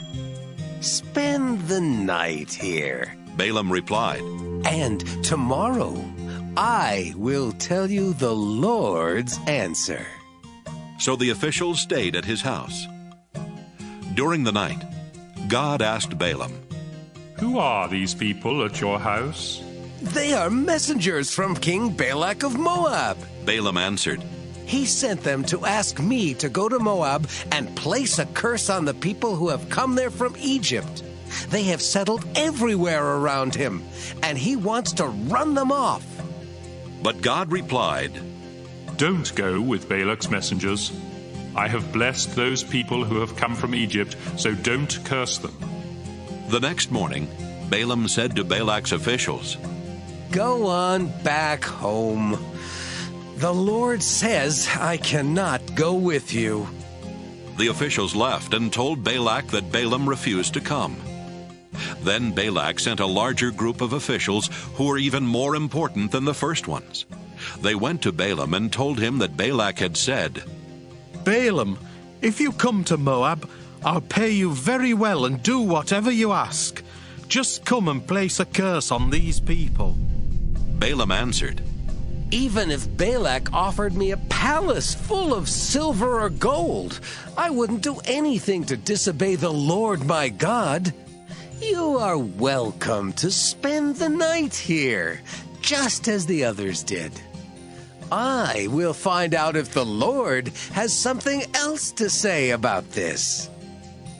That night God said, "Balaam, I'll let you go to Moab with Balak's messengers, but do only what I say." So Balaam got up the next morning and saddled his donkey, then left with the Moabite officials. Balaam was riding his donkey to Moab, and 2 of his servants were with him. But God was angry that Balaam had gone, so one of the Lord's angels stood in the road to stop him.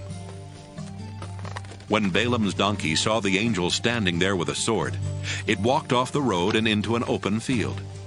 Balaam had to beat the donkey to get it back on the road. Then the angel stood between 2 vineyards in a narrow path with a stone wall on each side. When the donkey saw the angel, it walked so close to one of the walls that Balaam's foot scraped against the wall. Balaam beat the donkey again. The angel moved once more and stood in a spot so narrow that there was no room for the donkey to go around. So it just lay down. Balaam lost his temper, then picked up a stick and smacked the donkey. When that happened, the Lord told the donkey to speak, and it asked Balaam, What have I done to you that made you beat me 3 times? You made me look stupid, Balaam answered. If I had a sword, I'd kill you here and now. But you're my owner, replied the donkey. and you've ridden me many times. Have I ever done anything like this before? No, Balaam admitted. Just then, the Lord let Balaam see the angel standing in the road, holding a sword, and Balaam bowed down. The angel said, You had no right to treat your donkey like that. I was the one who blocked your way, because I don't think you should go to Moab. If your donkey had not seen me and stopped those 3 times, I would have killed you and let the donkey live. Balaam replied, I was wrong. I didn't know you were trying to stop me. If you don't think I should go, I'll return home right now. It's all right for you to go, the Lord's angel answered. But you must say only what I tell you. So Balaam went on with Balak's officials. When Balak heard that Balaam was coming, he went to meet him at the town of Ur, which is on the northern border of Moab. Balak asked, Why didn't you come when I invited you the first time? Did you think I wasn't going to pay you? I'm here now, Balaam answered. But I will say only what God tells me to say. They left and went to the town of Kiriath-Huzoth, where Balak sacrificed cattle and sheep and gave some of the meat to Balaam and the officials who were with him. The next morning, Balak took Balaam to the town of Bamoth Baal. From there, Balaam could see some of the Israelites. Numbers 23. Balaam said to Balak, Build 7 altars here, then bring 7 bulls and 7 rams. After Balak had done this, they sacrificed a bull and a ram on each altar. Then Balaam said, Wait here beside your offerings, and I'll go somewhere to be alone. Maybe the Lord will appear to me. If he does, I will tell you everything he says. And he left. When God appeared to him, Balaam said, I have built 7 altars and have sacrificed a bull and a ram on each one. The Lord gave Balaam a message, then sent him back to tell Balak. When Balaam returned, he found Balak and his officials standing beside the offerings. Balaam said, King Balak of Moab brought me from the hills of Syria to curse Israel and announce its doom. But I can't go against God. He did not curse or condemn Israel. From the mountain peaks I look down and see Israel, the obedient people of God. They are living alone in peace. And though they are many, they don't bother the other nations. I hope to obey God for as long as I live and to die in such peace. Balak said, What are you doing? I asked you to come and place a curse on my enemies, but you have blessed them instead. Balaam answered, I can say only what the Lord tells me. Balak said to Balaam, Let's go somewhere else. Maybe if you see a smaller part of the Israelites, you will be able to curse them for me. So he took Balaam to a field on top of Mount Pisgah, where lookouts were stationed. Then he built 7 altars there and sacrificed a bull and a ram on each one. Wait here beside your offerings, Balaam said. The Lord will appear to me over there. The Lord appeared to Balaam and gave him another message. Then he told him to go and tell Balak. Balaam went back and saw him and his officials standing beside the offerings. Balak asked, What did the Lord say? Balaam answered, Pay close attention to my words. God is no mere human. He doesn't tell lies or change his mind. God always keeps his promises. My command from God was to bless these people, and there's nothing I can do to change what he has done. Israel's king is the Lord God. He lives there with them and intends them no harm. With the strength of a wild ox, God led Israel out of Egypt. No magic charms can work against them. Just look what God has done for his people. They are like angry lions ready to attack, and they won't rest until their victim is gobbled down. Balak shouted, "If you're not going to curse Israel, then at least don't bless them." "I've already told you," Balaam answered. "I will say only what the Lord tells me." Balak said to Balaam, "Come on, let's try another place. Maybe God will let you curse Israel from there." So he took Balaam to Mount Peor, overlooking the desert north of the Dead Sea. Balaam said, "Build 7 altars here, then bring me 7 bulls and 7 rams." After Balak had done what Balaam asked, he sacrificed a bull and a ram on each altar. Numbers 24. Balaam was sure that the Lord would tell him to bless Israel again. So he did not use any magic to find out what the Lord wanted him to do, as he had the first 2 times. Instead, he looked out toward the desert and saw the tribes of Israel camped below. Just then, God's Spirit took control of him, and Balaam said, "I am the son of Beor, and my words are true, so listen to my message. It comes from the Lord, the God all-powerful. I bowed down to him and saw a vision of Israel. People of Israel, your camp is lovely. It's like a grove of palm trees or a garden beside a river. You are like tall aloe trees that the Lord has planted, or like cedars growing near water. You and your descendants will prosper like an orchard beside a stream. Your king will rule with power and be a greater king than Agag the Amalekite. With the strength of a wild ox, God led you out of Egypt.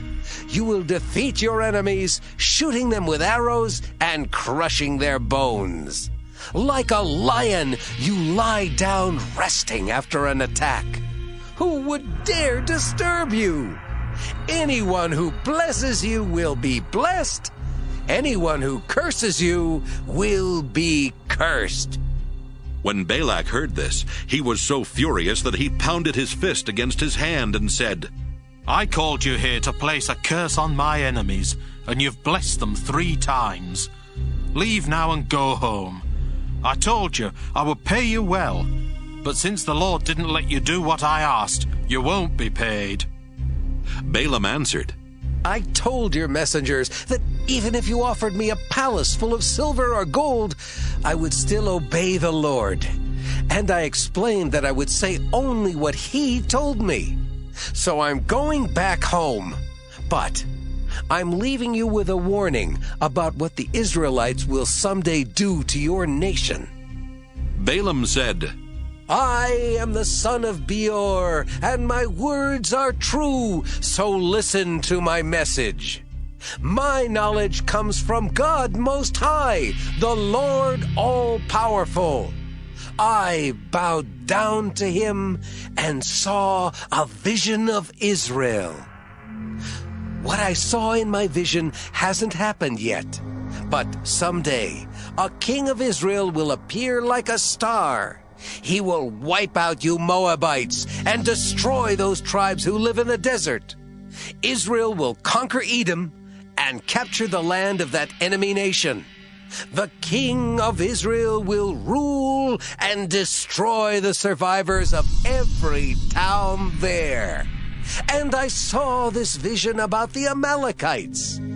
Their nation is now great, but it will someday disappear forever.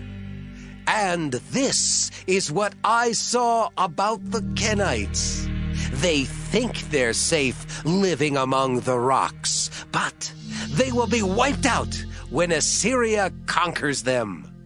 No one can survive if God plans destruction. Ships will come from Cyprus, bringing people who will invade the lands of Assyria and Eber.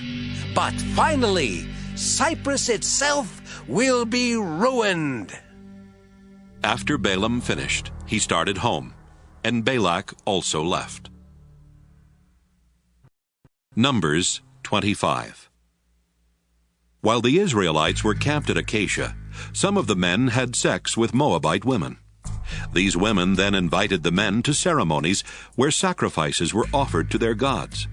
The men ate the meat from the sacrifices and worshipped the Moabite gods. The Lord was angry with Israel because they had worshipped the god Baal Peor.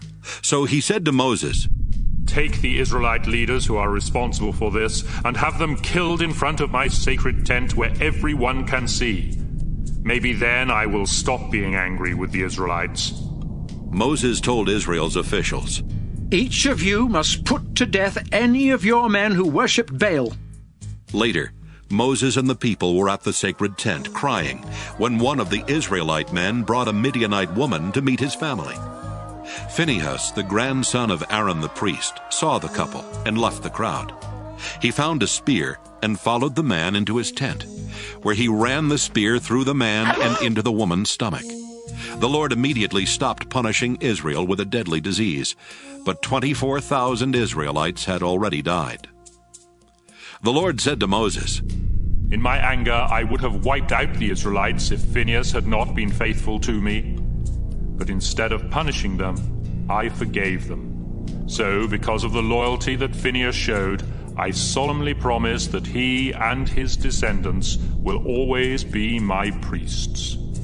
The Israelite man that was killed was Zimri, son of Salu, who was one of the leaders of the Simeon tribe. And the Midianite woman killed with him was Cosbi, the daughter of a Midianite clan leader named Zur. The Lord told Moses, "The Midianites are now enemies of Israel, so attack and defeat them. They tricked the people of Israel into worshipping their god at Peor, and they are responsible for the death of Cosbi, the daughter of one of their own leaders." Numbers 26. After the Lord had stopped the deadly disease from killing the Israelites, he said to Moses and Eleazar, son of Aaron, "I want you to find out how many Israelites are in each family, and list every man 20 years and older who is able to serve in Israel's army." Israel was now camped in the hills of Moab across the Jordan River from the town of Jericho. Moses and Eleazar told them what the Lord had said about counting the men 20 years and older, just as Moses and their ancestors had done when they left Egypt. There were 43,730 men from the tribe of Reuben, the oldest son of Jacob. These men were from the clans of Hanok, Palu, Hezron, and Carmi. Palu was the father of Eliab, and the grandfather of Nemuel, Dathan, and Abiram. These are the same Dathan and Abiram who had been chosen by the people, but who followed Korah and rebelled against Moses, Aaron, and the Lord. That's when the Lord made the earth open up and swallow Dathan, Abiram, and Korah. At the same time, fire destroyed 250 men as a warning to the other Israelites. But the Korahite clan wasn't destroyed. There were 22,200 men from the tribe of Simeon. They were from the clans of Nemuel, Jamin, Jachin, Zerah, and Shaul. There were 40,500 men from the tribe of Gad. They were from the clans of Zephon, Haggi, Shunai, Ozni, Eri, Arad, and Areli. There were 76,500 men from the tribe of Judah. They were from the clans of Shelah, Perez, Zerah, Hezron, and Hamel. Judah's sons and Onan had died in Canaan. There were 64,300 men from the tribe of Issachar. They were from the clans of Tola, Puvah, Jashub, and Shimron. There were 60,500 men from the tribe of Zebulun. They were from the clans of Sirad, Elon, and Jaleel. There were 52,700 men from the tribe of Manasseh, son of Joseph. They were from the clan of Machir, the clan of Gilead his son, and the clans of his 6 grandsons, Iezer, Helek, Azriel, Shechem, Shemida, and Hepher. Zelophehad, son of Hepher, had no sons, but he had 5 daughters, Mahlah, Noah, Hoglah, Milcah, and Tirzah. There were 32,500 men from the tribe of Ephraim, son of Joseph. They were from the clans of Shuthelah, Becher, Tahan, and Iram the son of Shuthelah. There were 45,600 men from the tribe of Benjamin. They were from the clans of Bela, Ashbel, Ahiram, Shephupham, Hupham, as well as from Ard and Naaman, the 2 sons of Bela.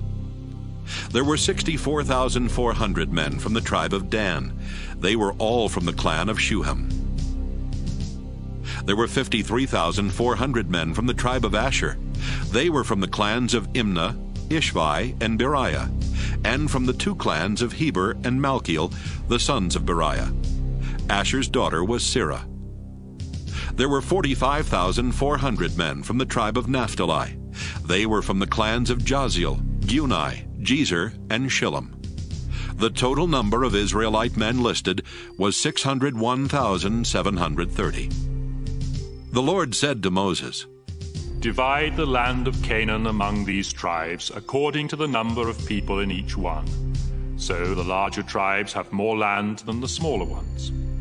I will show you what land to give each tribe, and they will receive as much land as they need according to the number of people in it." The tribe of Levi included the clans of the Gershonites, Kohathites, Merarites, as well as the clans of Libni, Hebron, Malai, Mushai, and Korah. Kohath the Levite was the father of Amram, the husband of Levi's daughter Jochebed, who was born in Egypt. Amram and Jochebed's 3 children were Aaron, Moses, and Miriam. Aaron was the father of Nadab, Abihu, Eleazar, and Ithamar. But Nadab and Abihu had died when they offered fire that was unacceptable to the Lord. In the tribe of Levi there were 23,000 men and boys at least a month old. They were not listed with the other tribes because they would not receive any land in Canaan. Moses and Eleazar counted the Israelites while they were camped in the hills of Moab across the Jordan River from Jericho. None of the people that Moses and Aaron had counted in the Sinai desert were still alive, except Caleb, son of Jephunneh, and Joshua, son of Nun. The Lord had said that everyone else would die there in the desert. Numbers 27. Zelophehad was from the Manasseh tribe, and he had 5 daughters, whose names were Mahlah, Noah, Hoglah, Milcah, and Tirzah. One day his daughters went to the sacred tent, where they met with Moses, Eleazar, and some other leaders of Israel, as well as a large crowd of Israelites. The young women said, "You know that our father died in the desert, but it was for something he did wrong, not for joining with Korah and rebelling against the Lord. Our father left no sons to carry on his family name, but why should his name die out for that reason? Give us some land like the rest of his relatives in our clan, so our father's name can live on." Moses asked the Lord what should be done, and the Lord answered, "Zelophehad's daughters are right. They should each be given part of the land their father would have received. Tell the Israelites that when a man dies without a son, his daughter will inherit his land. If he has no daughter, his brothers will inherit the land. But if he has no brothers, his father's brothers will inherit the land. And if his father has no brothers, the land must be given to his nearest relative in the clan. This is my law, and the Israelites must obey it." The Lord said to Moses, "One day you will go up into the Abarim mountains, and from there you will see the land I am giving the Israelites. After you have seen it, you will die, just like your brother Aaron, because both of you disobeyed me at Meribah near the town of Kadesh in the Zin desert. When the Israelites insulted me there, you didn't believe in my holy power." Moses replied, "You are the Lord God, and you know what is in everyone's heart. So I ask you to appoint a leader for Israel. Your people need someone to lead them into battle, or else they will be like sheep, wandering around without a shepherd. The Lord answered, Joshua, son of Nun, can do the job. Place your hands on him to show that he is the one to take your place. Then go with him and have him stand in front of Eleazar the priest and the Israelites. Appoint Joshua as their new leader and tell them they must now obey him just as they obey you. But Joshua must depend on Eleazar to find out from me what I want him to do as he leads Israel into battle. Moses followed the Lord's instructions and took Joshua to Eleazar and the people. Then he placed his hands on Joshua and appointed him Israel's leader. Numbers 28. The Lord told Moses to say to the people of Israel, Offer sacrifices to me at the appointed times of worship, so that I will smell the smoke and be pleased.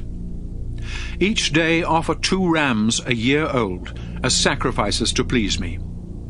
The animals must have nothing wrong with them. One will be sacrificed in the morning and the other in the evening. Along with each of them, 2 pounds of your finest flour mixed with a quart of olive oil must be offered as a grain sacrifice. This sacrifice to please me was first offered on Mount Sinai. Finally, along with each of these 2 sacrifices, a quart of wine must be poured on the altar as a drink offering. The second ram will be sacrificed that evening, along with the other offerings, just like the one sacrificed that morning. The smell of the smoke from these sacrifices will please me. On the Sabbath, in addition to the regular daily sacrifices, you must sacrifice 2 rams a year old to please me.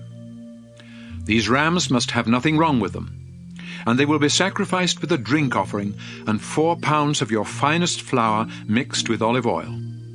On the first day of each month, bring to the altar 2 bulls, 1 full-grown ram, and 7 rams a year old that have nothing wrong with them. Then offer these as sacrifices to please me. 6 pounds of your finest flour mixed with olive oil must be offered with each bull as a grain sacrifice.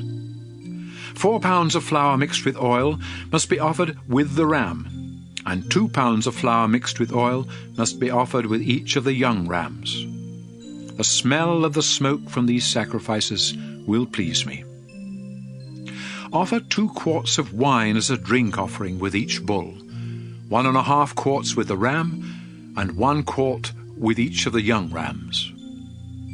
Finally, you must offer a goat as a sacrifice for sin. These sacrifices are to be offered on the first day of each month, in addition to the regular daily sacrifices. Celebrate Passover in honor of me on the 14th day of the first month of each year. The following day will begin the festival of thin bread, which will last for a week. During this time, you must honor me by eating bread made without yeast. On the first day of this festival, you must rest from your work and come together for worship. Bring to the altar 2 bulls, 1 full-grown ram, and 7 rams a year old that have nothing wrong with them, and then offer these as sacrifices to please me. 6 pounds of your finest flour mixed with olive oil must be offered with each bull as a grain sacrifice. 4 pounds of flour mixed with oil must be offered with the ram, and 2 pounds of flour mixed with oil must be offered with each of the young rams. Also offer a goat as a sacrifice for the sins of the people. All of these are to be offered in addition to the regular daily sacrifices, and the smoke from them will please me. Then on the last day of the festival, you must once again rest from work and come together for worship. On the first day of the harvest festival, you must rest from your work, come together for worship, and bring a sacrifice of new grain. Offer 2 young bulls, 1 full-grown ram, and 7 rams a year old as sacrifices to please me. 6 pounds of your finest flour mixed with olive oil must be offered with each bull as a grain sacrifice. 4 pounds of flour mixed with oil must be offered with the ram, and 2 pounds of flour mixed with oil must be offered with each of the young rams. Also offer a goat as a sacrifice for sin. The animals must have nothing wrong with them, and are to be sacrificed along with the regular daily sacrifices. Numbers 29. On the first day of the 7th month, you must rest from your work and come together to celebrate at the sound of the trumpets. Bring to the altar 1 bull, 1 full-grown ram, and 7 rams a year old that have nothing wrong with them. And then offer these as sacrifices to please me. 6 pounds of your finest flour mixed with olive oil must be offered with the bull as a grain sacrifice. 4 pounds of flour mixed with oil must be offered with the ram, and 2 pounds of flour mixed with oil must be offered with each of the young rams. You must also offer a goat as a sacrifice for sin. These sacrifices will be made in addition to the regular daily sacrifices and the sacrifices for the first day of the month. The smoke from these sacrifices will please me. The 10th day of the 7th month is the great day of forgiveness. On that day you must rest from all work and come together for worship. Show sorrow for your sins by going without food, and bring to the altar 1 young bull, 1 full-grown ram, and 7 rams a year old that have nothing wrong with them. Then offer these as sacrifices to please me.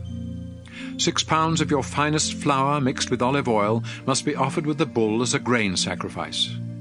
4 pounds of flour mixed with oil must be offered with the ram, and 2 pounds of flour mixed with oil must be offered with each of the young rams. A goat must also be sacrificed for the sins of the people.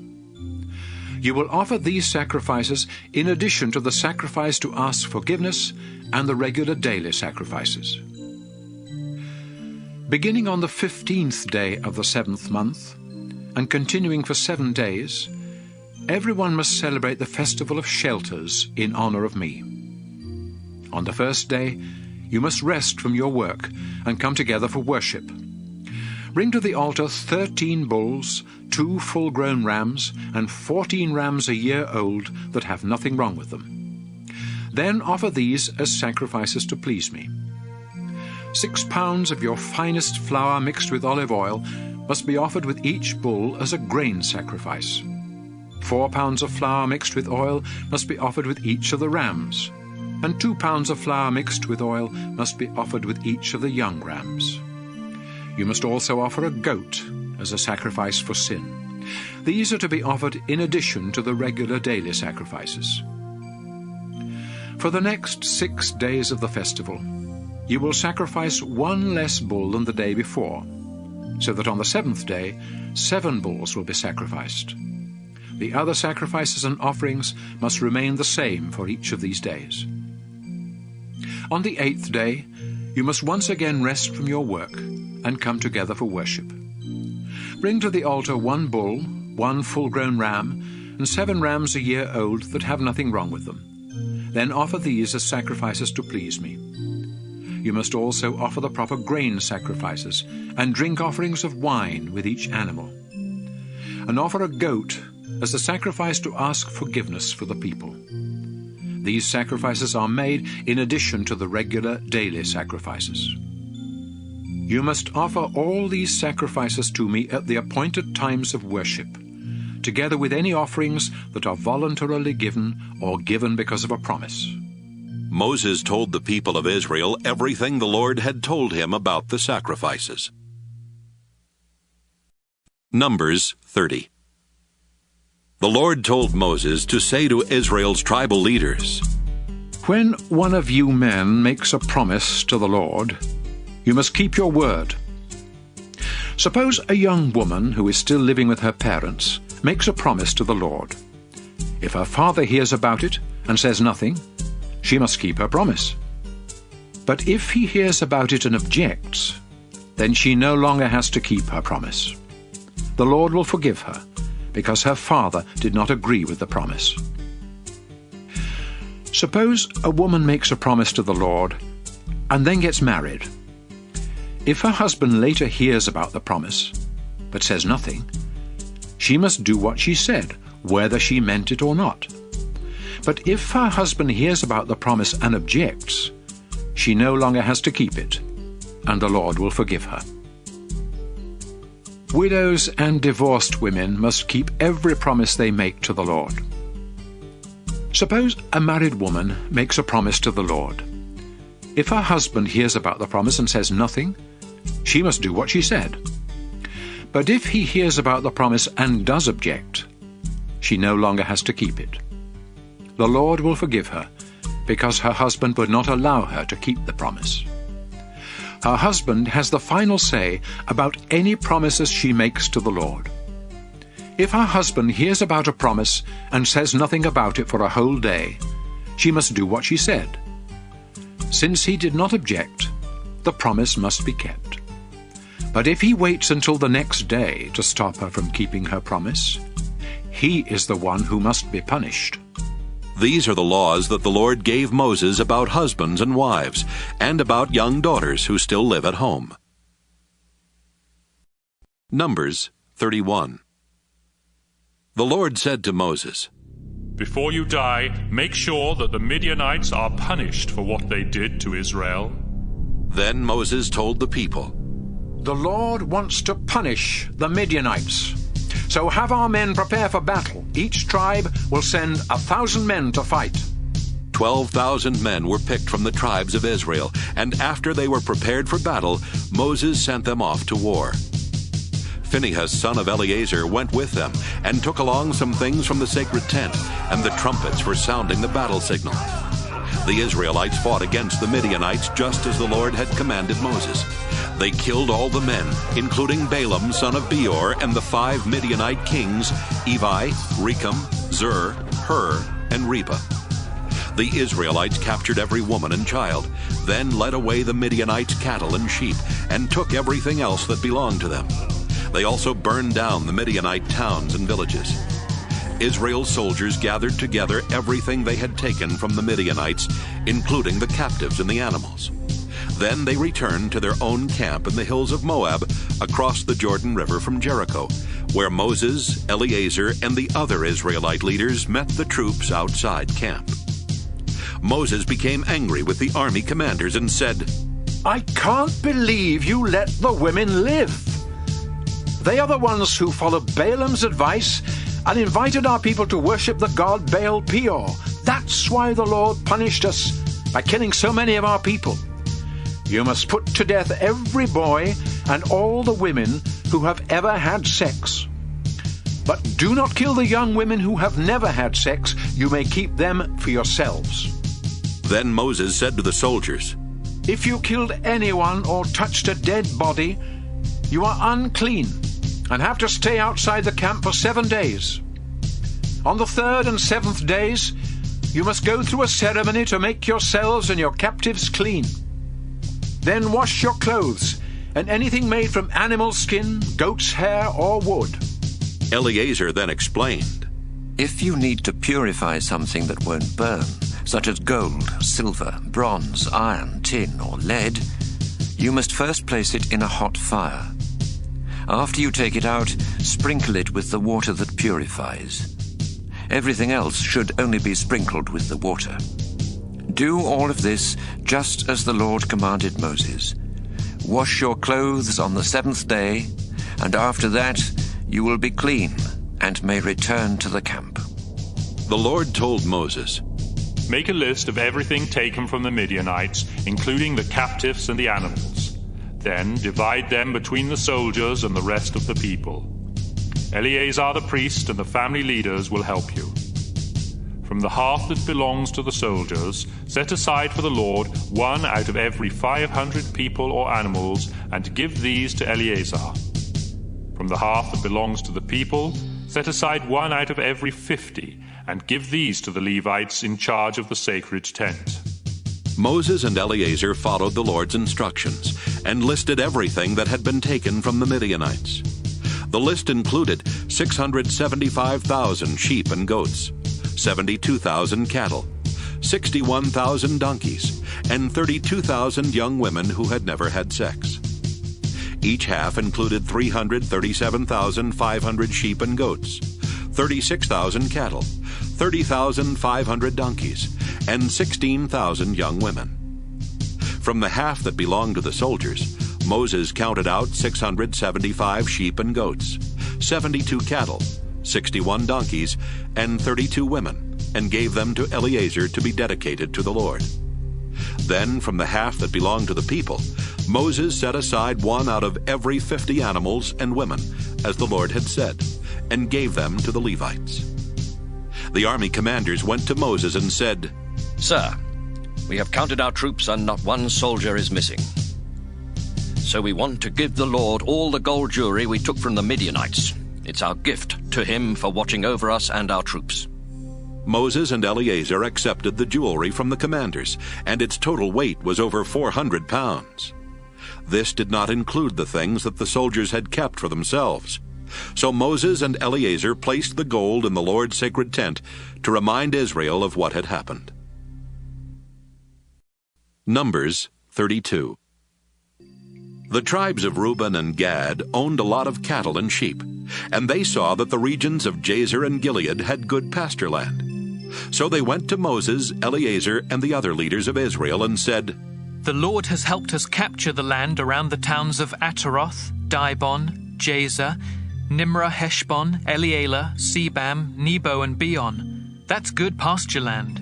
And since we own cattle and sheep, would you let us stay here east of the Jordan River and have this land as our own?" Moses answered, "You mean you'd stay here while the rest of the Israelites go into battle?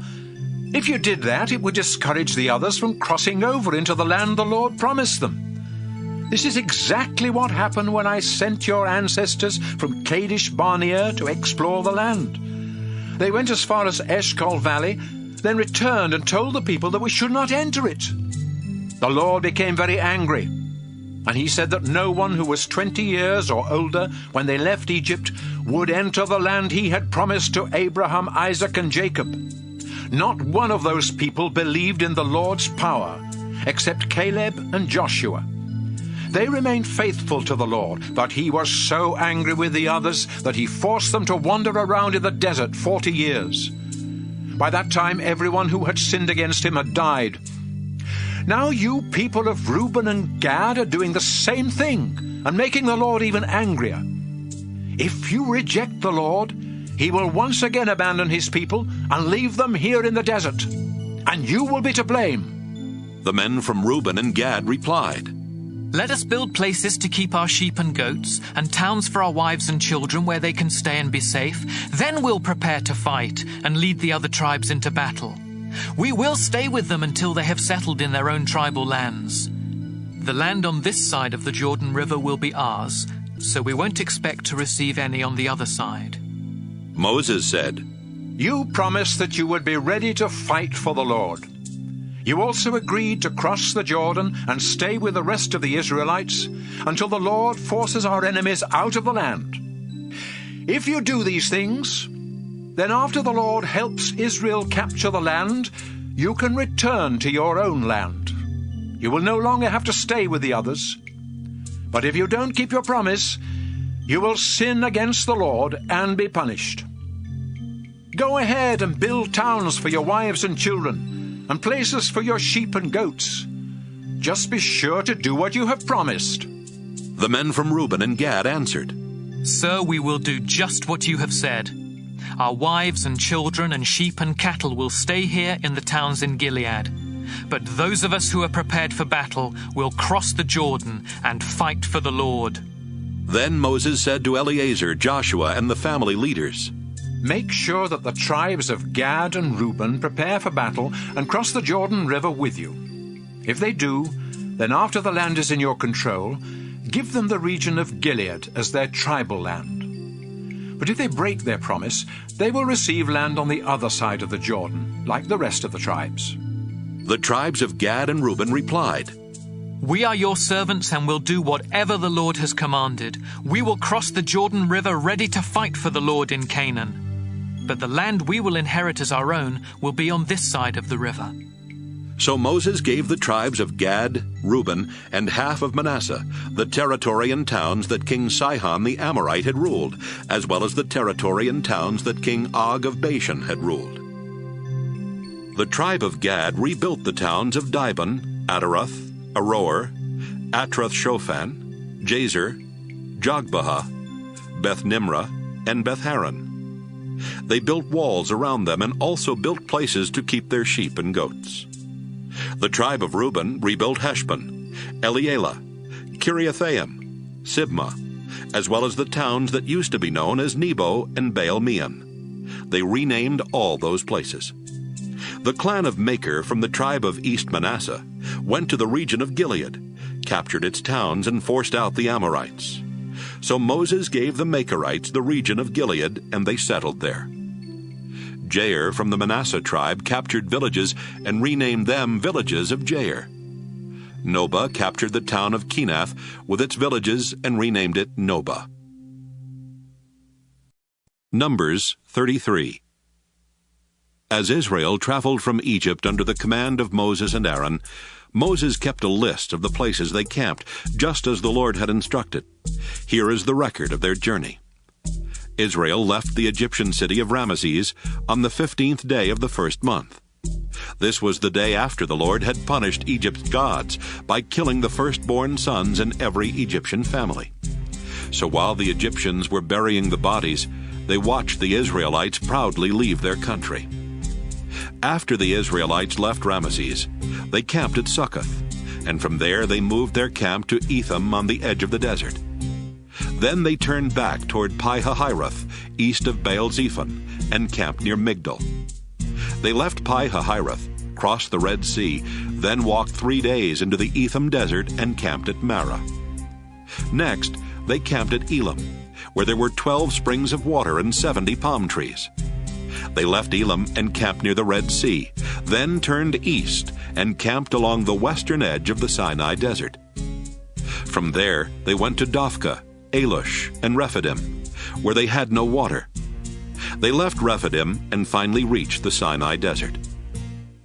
As Israel traveled from the Sinai desert to Kadesh in the Zin desert, they camped at Kibroth-Hattaavah, Hazeroth, Rithmah, Rimmon-Perez, Libnah, Rissa, Kehelatha, Mount Shepher, Harada, Makheloth, Tahath, Tirah, Mithkah, Hashmonah, Moseroth, Beni-Jaakan, Hor-Haggidgad, Jotbatha, Abrona, Ezion-Geber, and finally Kadesh. When they left Kadesh, they came to Mount Hor on the border of Edom. That's where the Lord commanded Aaron the priest to go to the top of the mountain. Aaron died there on the first day of the 5th month, 40 years after the Israelites left Egypt. He was 123 years old at the time. It was then that the Canaanite king of Arad, who lived in the southern desert of Canaan, heard that Israel was headed that way. The Israelites left Mount Hor and headed toward Moab. Along the way, they camped at Zalmonah, Punon, Oboth, Aya-Abarim in the territory of Moab, Dibon-Gad, Almon-Diblathaim, at a place near Mount Nebo in the Abarim Mountains, and finally in the lowlands of Moab across the Jordan River from Jericho. Their camp stretched from Beth-Jeshemoth to Acacia. While Israel was camped in the lowlands of Moab across the Jordan River from Jericho, the Lord told Moses to give the people of Israel this message. When you cross the Jordan River and enter Canaan, you must force out the people living there. Destroy their idols and tear down their altars. Then settle in the land. I have given it to you as your own. I will show you how to divide the land among the tribes according to the number of clans in each one, so that the larger tribes will have more land than the smaller ones. If you don't force out all the people there, they will be like pointed sticks in your eyes and thorns in your back. They will always be trouble for you, and I will treat you as cruelly as I planned on treating them. Numbers 34. The Lord told Moses to tell the people of Israel that their land in Canaan would have the following borders. The southern border will be the Zin Desert and the northwest part of Edom. This border will begin at the south end of the Dead Sea. It will go west from there, but will turn southward to include Scorpion Pass, the village of Zin, and the town of Kadesh Barnea. From there, the border will continue to Hazar Adar and on to Asmon. It will run along the Egyptian Gorge and end at the Mediterranean Sea. The western border will be the Mediterranean Sea. The northern border will begin at the Mediterranean, then continue eastward to Mount Hor. After that, it will run to Lebo Hamath and across to Zedad, which is the northern edge of your land. From Zedad, the border will continue east to Ziphron and end at Hazar Enan. The eastern border will begin at Hazar Enan in the north, then run south to Shepham, and on down to Riblah on the east side of Ain. From there it will go south to the eastern hills of Lake Galilee, then follow the Jordan River down to the north end of the Dead Sea. The land within these four borders will belong to you. Then Moses told the people, You will receive the land inside these borders. It will be yours, but the Lord has commanded you to divide it among the 9.5 tribes. The tribes of Reuben, Gad, and East Manasseh have already been given their land across from Jericho, east of the Jordan River. The Lord said to Moses, Eleazar the priest and Joshua son of Nun will divide the land for the Israelites. One leader from each tribe will help them, and here is the list of their names. Caleb son of Jephunneh from Judah, Shemuel son of Ammihud from Simeon, Elidad son of Chislon from Benjamin, Buckai son of Joglai from Dan, Hanael son of Ephod from Manasseh, Kemuel son of Shiftan from Ephraim, Elizaphan son of Parnak from Zebulun, Paltiel son of Azan from Issachar, Ahiud son of Shalomai from Asher, and Pedahel son of Ammihud from Naphtali. These are the men the Lord commanded to help Eleazar and Joshua divide the land for the Israelites. Numbers 35. While the people of Israel were still camped in the lowlands of Moab across the Jordan River from Jericho, the Lord told Moses to say to them, When you receive your tribal lands, you must give towns and pastures to the Levi tribe. That way the Levites will have towns to live in and pastures for their animals. The pasture around each of these towns must be in the shape of a square, with the town itself in the center. The pasture is to measure 3,000 feet on each side, with 1,500 feet of land outside each of the town walls. This will be the Levites' pasture land. 6 of the towns you give them will be safe towns, where a person who has accidentally killed someone can run for protection. But you will also give the Levites 42 other towns, so they will have a total of 48 towns with their surrounding pastures. Since the towns for the Levites must come from Israel's own tribal lands, the larger tribes will give more towns than the smaller ones. The Lord then told Moses to tell the people of Israel, After you have crossed the Jordan River and are settled in Canaan, choose safe towns where a person who has accidentally killed someone can run for protection. If the victim's relatives think it was murder, they might try to take revenge. Anyone accused of murder can run to one of these safe towns for protection and not be killed before a trial is held. There are to be 6 of these safe towns, 3 on each side of the Jordan River. They will be places of protection for anyone who lives in Israel and accidentally kills someone. Suppose you hit someone with a piece of iron or a large stone or a dangerous wooden tool. If that person dies, then you are a murderer and must be put to death by one of the victim's relatives. He will take revenge for his relative's death as soon as he finds you.